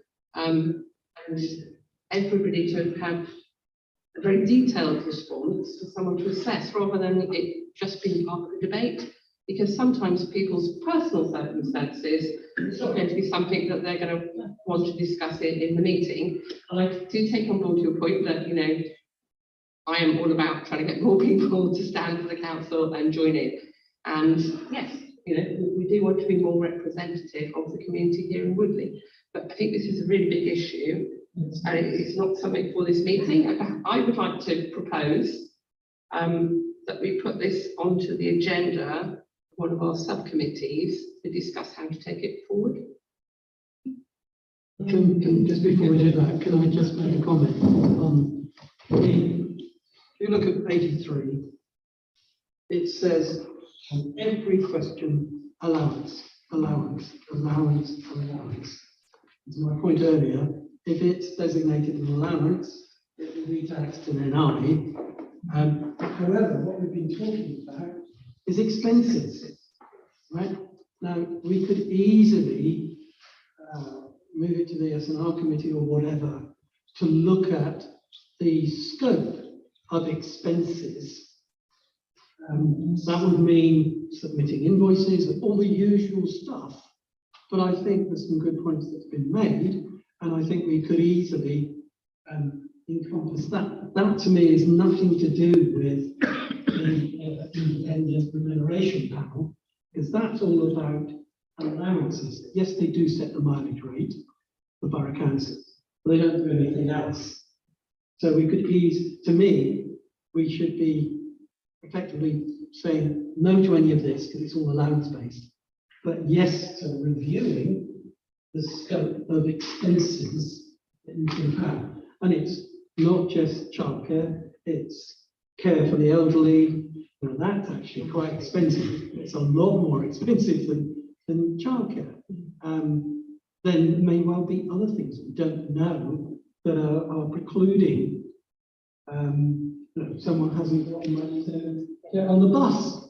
We then start doing expenses. But it is a much wider thing. So I would slightly modify Councillor Thorne's proposal to be, let's look at the scope of expenses through the strategy and resources committee, and that could well spin off working party or whatever. So I would be perfectly happy if Councillor Thorne is willing to change her proposal to second that. Sorry, I'm jumping in. There are other people. It's not, I was going to second the proposal in whatever form. So. But before then, can I just say that I think the point was already made, but there are very different people on this council. We're a bit short-numbered tonight, all of whom have different circumstances, and restricting something like this to S&R and a subcommittee of S&R is not the way to do it, I'm afraid. I think that what we need are the opinions and the thoughts of everybody on the council. Just because there are people in different circumstances with different needs and problems, and I don't think that everybody on S&R is representative of that. So I really think we should try a different approach. The process. I absolutely agree with you, but I think that's for S&R. Very tired.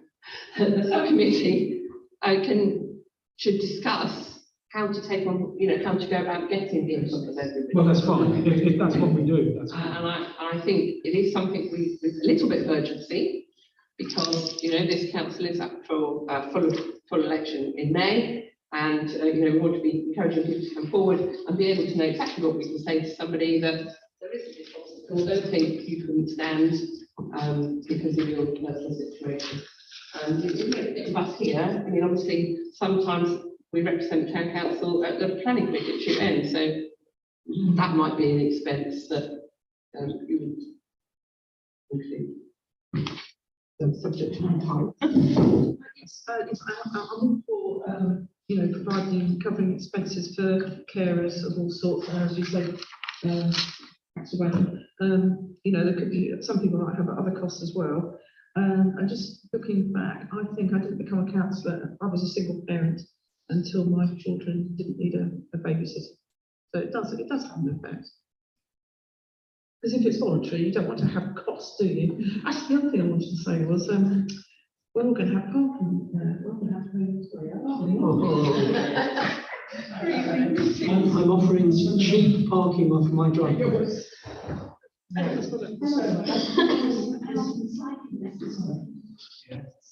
Right, as far as this item goes. I'm sorry, Madam Mayor, can I just say that what I was going to say? You both got up at the same time. So I just wanted to say that the process, any recommendation that SNR makes comes to full council anyway, and we can have yet another debate there. So if we have a subcommittee, there'll be a debate there, then there'll be a debate at the SNR, and then there'll be a debate at full council. I think that really gives it a good thrashing to decide what we want to do. Except, Madam Chairman, if we run out of time as we do tonight, then debating gets stifled. I think what was suggested may be that the questionnaire is sent out to all of the members to feed into SNR or subcommittee. I see there are a couple of things. It says, does the town council wish to consider these three items? So I think we have to vote on whether, if I'm correct, that we wish to consider. The question is, do we want to consider providing a response to the Borough Council? Well, why bother? Let's just, let's focus on sorting ourselves out. We don't need to go back to the Borough Council. We did wonder if that might be the response. So you're saying happy as we are, but you're going to discuss this at the next SNR meeting. Do I need a proposal? You've got on that, or are we just going to vote on that question? Do you wish to consider? You've got a proposal and Keith seconded it, I'll third it if you like. This is on taking it to expenses. Yeah. The scope of it. So that's have you got the note of the proposal then? So I understand it, the proposal is to take the scope of expenses to Strategy and Resources Committee to consider, whether that be a subcommittee, that's for the Strategy and Resources to decide. And the suggestion that all councillors should be asked to feed back into it. Yeah. And we've got a second. And that there'll be no response directly to working on this. Yeah, we've got a second. Yeah, that's second. So we'll vote on that now then. All those in favour, please raise your hand. Sorry. Everybody, thank you. So that's carried. And so do we now need to vote on that? No. Let's move forward. Thank you very much. Item 9 is with regards to a national initiative called by the Civility and Respect Board, the Civility and Respect Pledge, which is being promoted by the National Association of Local Councils, the Society of Local Council Clerks, and One Voice Wales. The information is provided in the agenda. Appendix 9 on page 90 should be fairly self-explanatory. The item itself asks the council to consider whether to sign up to the Civility and Respect Pledge, which requires committing to the 8 statements included alongside the agenda item. Do you wish to question or make any comments regarding this? First.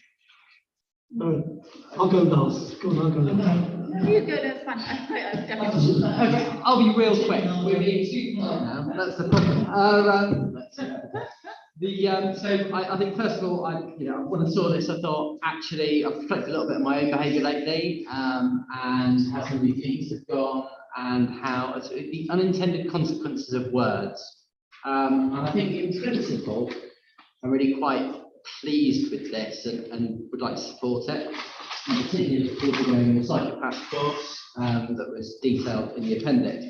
I think one thing I'm a little bit concerned about, and I think it might be around how we write the policies that come off the back of this, is unintentionally stifling debate, which I think in this room has been healthy at times and unhealthy at others. And I think I think my hope is that we set up the next council by signing up for something like this. So May 2023, with a kind of set of guidelines and a principle that they begin with. And I think that's my hope of the outcome of this. I think also, if anyone feels like I've been uncivil to them in the past, I'd like to apologise now, because I think that I think there is the opportunity to get a clean sheet, and I think we could all do with that. I think that's the right time. I think, you know, preparing the ground now for the next phase is really valuable. So, you know, I'm supporting this, even if everyone else takes it. It's probably a good idea that if we do agree to signing up to this, that it doesn't just disappear and go in a book and filed away. Maybe personnel committee or somebody just keeps their eye on it and keeps it, remind everybody, and just keeps it so that it's alive, and not just saying, okay, and it goes away. That's my thoughts. But anyway, Councillor Goff. Thank you very much. Just one. Sorry, Mark. Yeah, sorry. Thank you very much. First of all, I think this is a load of crap. I mean, who bloody hell is going to, you know, be the arbiter of all of this nonsense? I mean, I'm the chap that collects code of conduct complaints, like confetti, you know. Maybe I'll get one for calling this another crap. I wouldn't sign this. I would advise anybody who intends to join the council not to sign this, largely because a lot of what goes on in this room is political. Some of it's personal. And I have found that I personally have not received a fair hand from various aspects of the council. And I'm in the throes of trying to get that sorted out. But there is nobody in my mind that's sane that would accept this. I mean, it's nonsense. It's ridiculous crap. The point is that we are opposed to one another. The Tories on this council do not believe in running this country in the way that I believe in running this country. They're diametrically opposed. We are allowed to have debate amongst each other. That debate may get angry at times. So I've learned that you're allowed to be angry about debate in these rooms. It is acceptable if you get angry. It is. I've had a couple of complaints. It's a civility and respect. Yeah, but I've never used any bad language to anyone in particular, not directed. The point is that you know, my dad brought me up to be pleasant to everybody until they're unpleasant to you. Then it's okay to be unpleasant. Oh, absolutely. Yes. But it depends how they're unpleasant to you. Yeah. Well, the point is, I've made my case. It is rubbish, and I don't want anything to. Councillor Sanjari. Yeah. Firstly, I think that, you know, we should develop our own code of conduct that is applicable to us. I don't understand why we're signing up to an external thing. We don't sign up to the United Nations Declaration of Human Rights and so on. There are lots of very good pledges that we can sign up to. There are literally all these hundreds out there that we can sign up to, including sort of, you know, cruelty to animals pledge and so on. So signing to an external body, an external pledge concerns me. I don't see the necessity in it. I am concerned about the arbitrary nature of it. What we consider, I honestly don't think that Councillor Doyle is saying anything that you don't agree with. It's again arbitrary. Like, so we say that we should treat everybody with respect. However, what is deemed respectful to some person might be completely disrespectful to another. Raising your voice because you are passionate about the poverty you are seeing as a result of political government cuts by a political party, I think that's completely legitimate to show, you know, someone's passion might be seen as anger, whereas I would describe that as passion. As long as we don't get personal against someone and you know, make accusations that are unfounded, that are deliberately there to humiliate someone. I think that these are so arbitrary. What also really concerns me is, what's this representative of partner organisations? What if we have someone who did work for us that, complaints have been raised about them, or their suitability comes into question? Does that mean that us questioning, whoever did the ground maintenance work or putting up fences or something, if we say that that work is shoddy or not very good, or the public's not happy about it, does that mean that we are being disrespectful to representatives? I just think that, that we have a code of conduct that we as a council can define. I don't see the purpose of an external body. So if someone can explain to me how signing up to this is better than our own code of conduct that we have complete control over, then, I would consider it. But yes, so I would like to think that we all come into this to treat everyone with respect, but this is subjective. And it says our council has signed up to the code of conduct of councillors. How is that different to this? That's a question. Well, I think that what we're looking to do,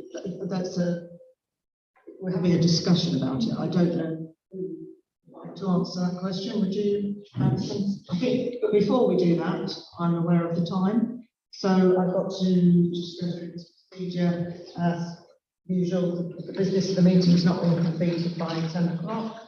To standing order 11:05. So I propose that the meeting can continue until no later than 10:30 p.m.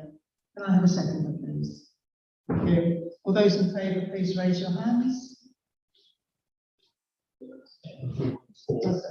So we'll just continue until 10:30.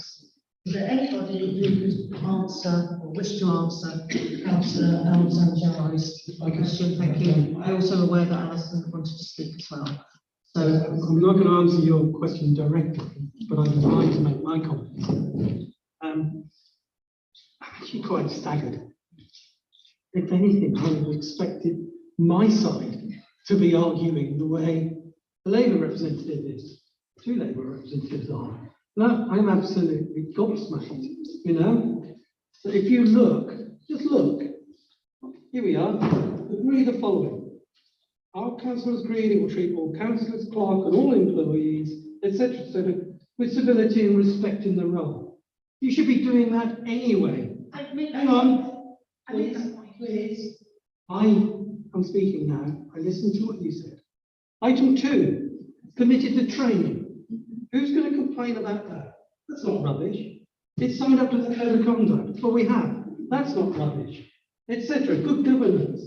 Professional help in the early stages, calling out bullying and harassment. Absolutely. We have a cast iron example of bullying and harassment of our town clerk, and she had no recourse. This addresses some of those issues. The way she has been treated, and I'm not going to name names, but the way she has been treated, I think was absolutely disgusting by the few, very few, thank God, individuals. This, I think, redresses that balance specifically for officers, because they can't do anything.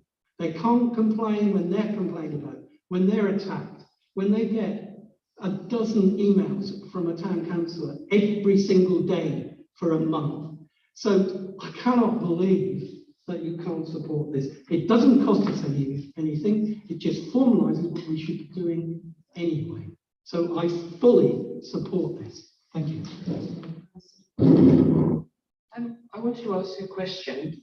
Looking at pages 90 and 91, it lists lots of the training, the delegate fees, and I added them all up. And they came to £165, so 25 of us, that would be £4,125. So I just wanted to ask how much training we're thinking of doing. Do we have a budget for that?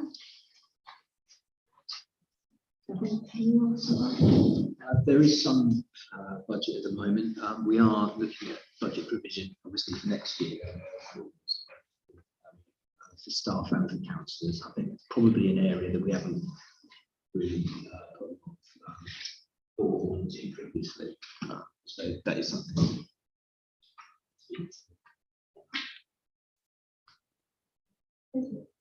Thank you. I said one of my first points is that we all come here to treat people with respect. That should be a given. So I was not arguing against that, Councillor Baker. I don't think that's right that you said that. You just ignored what I said, that we should all be treating people with respect as a given. I asked, and I still haven't had the response.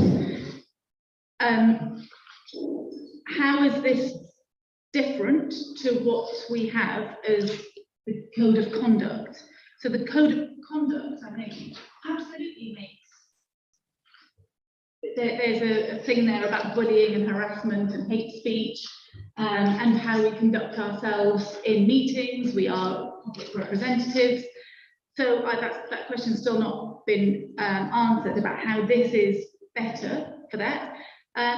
When you mentioned about recourse for the employees of the town council, what does that mean here? It still seems very arbitrary.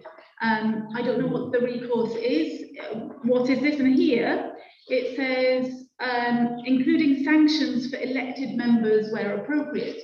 Now, we don't even have those, I don't know what are those sanctions, unless we know what we're voting for. What are those sanctions? We were voted for by the public. Is it right that a handful of councillors potentially, or even employees, override the decision of the democratically elected representatives on the council? That, until we know the terms, it's really difficult to go for this. That's why I'm asking for clarity, saying that this is an external body, one, that concerns me, when we can devise our own. Why don't we have our own bullying and harassment policy if we don't? Surely we do, right?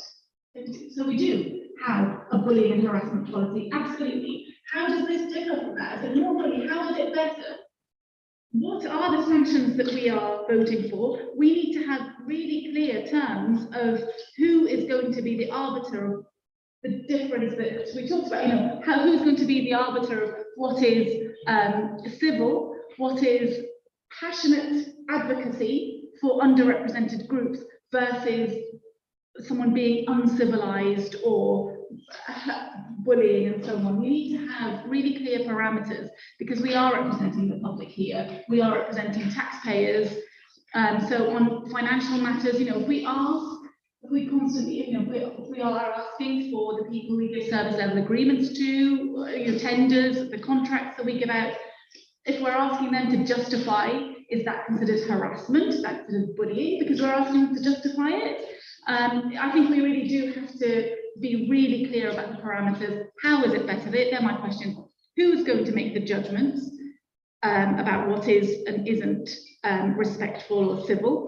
Who is going to impose the sanctions, and what are the sanctions? And how is this better than our current code of conduct? And I would say that if we don't have a good code of conduct, we need to address that urgently.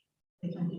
Julie, I know you wanted to speak next, and then there's Councillor Doyle and then Councillor John. Thank you. And I have some skin in the game here, because I led that personnel committee when we went through a really traumatic time because somebody felt bullied and harassed. So I don't think we're as robust as we could be.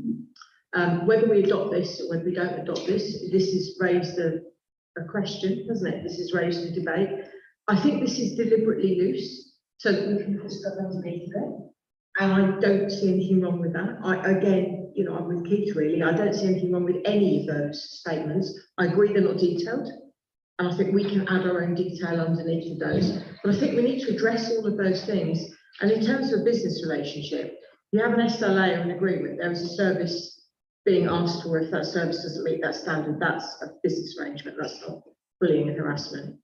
And I think sometimes we're very good at delivering stuff, and we think that what we've delivered is fine and sensible and heard as we deliver it. And this might sound a bit sloppy to some of you, but it isn't how you deliver it, it's about how it's received. But how the person on the other end that you've raised your voice to, or you shouted at because you're passionate, feels when they receive that. And that actually is the problem, because you have no idea how that makes anybody else feel. So, you know, I think the more we can do to make us civil and supportive of each other. I wanted to chuck this in after the first year because it was bloody hard coming in here, being shouted at, when it wasn't even me that was being shouted at, but just hearing that level of violence in how things were framed and how things were said. You know, that is not going to attract people to this job. So we have to change our behaviour, and I don't care what anybody says. Some of the stuff that's gone on in this room is not acceptable. It's just not. So, you know, we need to reframe this, whether you like it or not. We have to reframe how we behave, because that is the only way that we're going to survive and thrive and attract young people in. I can tell you, my 21-year-old daughter would last 10 minutes in this room because she couldn't be doing with it. She wouldn't put up with it. She doesn't need that sort of hassle in her life. She'd be out. And that is a real shame, because we need people like her and other people to come into this space. So I know I'm a bit passionate about this. I think this is okay. I don't think it's complete. I think we need to put something robust under it. But whether we sign up for this or whether we do our own, I don't really care, as long as we behave in the way that we sign up to, because we've all signed up to something and we do not follow it. So the code of conduct is that's I saw one that answered, how is this better? Yeah, I think it's got more things in. I think it's yes, I think it's got more stuff in, and I think it makes it a bit more nationally focused. I agree there's not detail. I agree. But we have to do detail. We have our own national. Yes. I think Councillor Doyle's had his hand up for quite a long time. Having learned all about code of conduct and being evaluated by various, so this is you under investigation, and they write long reports that go on forever, and they take verbal statements from everybody involved. It's like going to a court. I found out that there's very little you can do to me, even if I am loud, even if I am rude to people. Do you know why that is? It's because I'm an elected representative. I've been elected by the public to come and represent them here. It's very difficult for you to remove me, no matter what my behaviour is like. And that applies to everybody in this room. Okay? I was put here by people out in Woodley, not the people in this room or the employees of the council. Now, I have to take great exception because Councillor Baker has made a number of remarks talking about the bullying of town clerk. Now, nobody seems to know who is doing this bullying, and then we're left to wonder who is doing the bullying. Now, if I am personally being accused of bullying, I would like to take that further, because I have not bullied anybody. Okay? I have tried to do the best job I can on this council, and the only bullying that has been done is the bullying of me personally. Okay? Well, you don't know the half. No, but that's exactly what I mean about how you received it, isn't it? Because the people that you say maybe no. It's about how you received it. Yeah. I didn't laugh, I did that. My head hurt. So let's just remember that I don't sign up to this. I sign up to what I intend, what I was asked to do for the members of the public that voted for me. Not this. This is nonsense. I'm sorry, but again, speaking frankly, as I'm happy to do, it is rubbish. And anyone that signs up to it, it's just nonsense.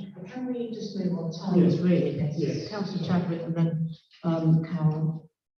Yes, I just want to say how very much I agree with everything Juliet said. We've had really ghastly meetings here, and really volunteers don't want to sit through that.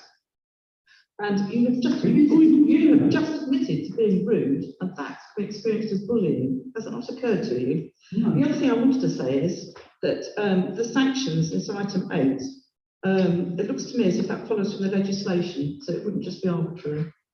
The sanctions are code of conduct sanctions. So I need to go next to Councillor Jordan. We really need to move on to, we'll move on to a vote. Let's just hear what Carol's got to say, because I think we've all said. Madam Chair, an attempt to get to a vote or to answer. What I would suggest is that I think there are holes in this pledge, but it's belt and braces. It's kind of on the side of our code of conduct level with, and I agree that who releases it, etc. But I see no problem with signing up to it, except it's probably going to be left on the shelf. It's going to be a file that's got there. So my proposal is that we consider we do sign up to this, but we also look at our code of conduct and tighten it up and look at ways in which it's failing some members of this committee of the council and some of the council's employees. So that's a proposal in 2 parts: to accept the pledge and to look at constructively look at the code of conduct. Your second proposal. Your second proposal. So I will do a vote on the proposal.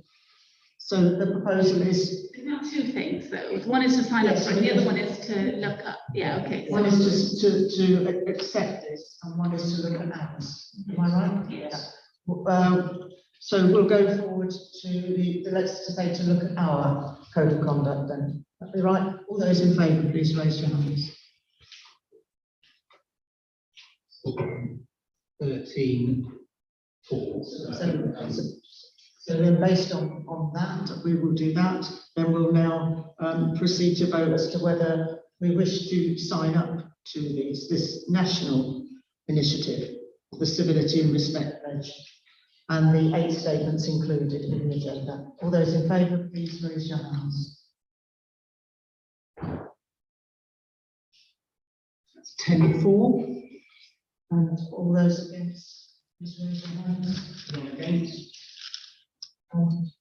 Anybody, any abstentions, please raise your hands. 2 abstentions. So that's carried, I believe. Yes. Thank you. That's good. Outside bodies. This is to note that Councillor Means stepped down as the Town Council representative to Robert Palmer Arms Health Charity. And item 10B is to receive any nominations to replace Councillor Rummery. Councillor Baker. I propose Councillor David Bragg.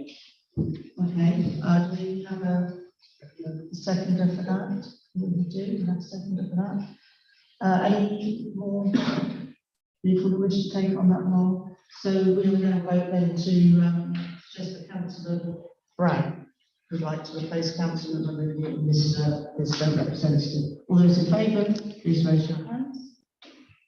That's 11-4. All those against, please raise your hands. None against. And any abstentions, please raise your hands. 2 abstentions. And that's carried to Councillor John. No, it's kind of between B and C. First, Roland isn't here tonight, she's unwell, but she would be saying that she can no longer be on the Pause Land charity as a representative of this council. A couple of reasons. One, the timing of the meetings is poor in terms of the time of day that it is in particular. And the meeting venue is also taking up Anne's point about ventilation, etc. So there's 2 reasons why she's doing that. Does she need to resign in writing, or could you take that as read at this meeting? I think we can accept that. Okay, it's fine. No one wants to shout that if there's another proposal. Yeah, absolutely. So that was a vacancy that needs to be. So on the next council meeting, Unless you've got one. wants to do it. Next full council. We'll move that forward. Item 10C is to receive reports from the town council representatives on outside bodies, set out in appendix 10C on page 94. Do we have any other councillors in attendance who wish to provide a verbal report on any other outside body activities? Councillor Baker? I haven't got a report, but can I ask the clerk, I believe I still am the nominated rep on Friends of Fulford Park. If I am, I have not had any invite to anything. If I'm not, then ignore what I've just said. Oh, okay. I was looking at the spreadsheet and I suddenly You were nominated, and appointed a council this year. Right. I was.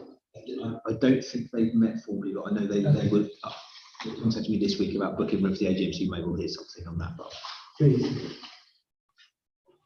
I like to speak, David. Item 11 is to receive an update on the mayor's engagement since our last meeting. The events which have taken place on appendix 11 on page 97 of the agenda. I know we're all tired and it's been a long meeting, but can I just have one more plea for people to come along to the mayor's tea party? You all have copies of the poster there. All you have to do is that QR code. Any help would be greatly appreciated. We are getting very clear danger that will be cancelled, and we would be letting down Keep Mobile, who are a very worthwhile charity. So I'm just pleading with you to just try and spread the word. Extremely grateful if you could. Thank you. Item 12, any future agenda items? Does anybody have any items they wish to be included in a future agenda? Item 13 is the policy website. Does anybody have any items they wish to be publicised? So, Oh, thanks, it's all very good publicity. Is it worth putting on our page about the cycling in the precinct? Yeah, so just, reminders, dismount at the precinct or something. Yeah, we put something after planning a few months ago, so I'm sure we can reiterate it. 19 and a half. I'll call this meeting to a close. Thank you everyone for attending. Thank you.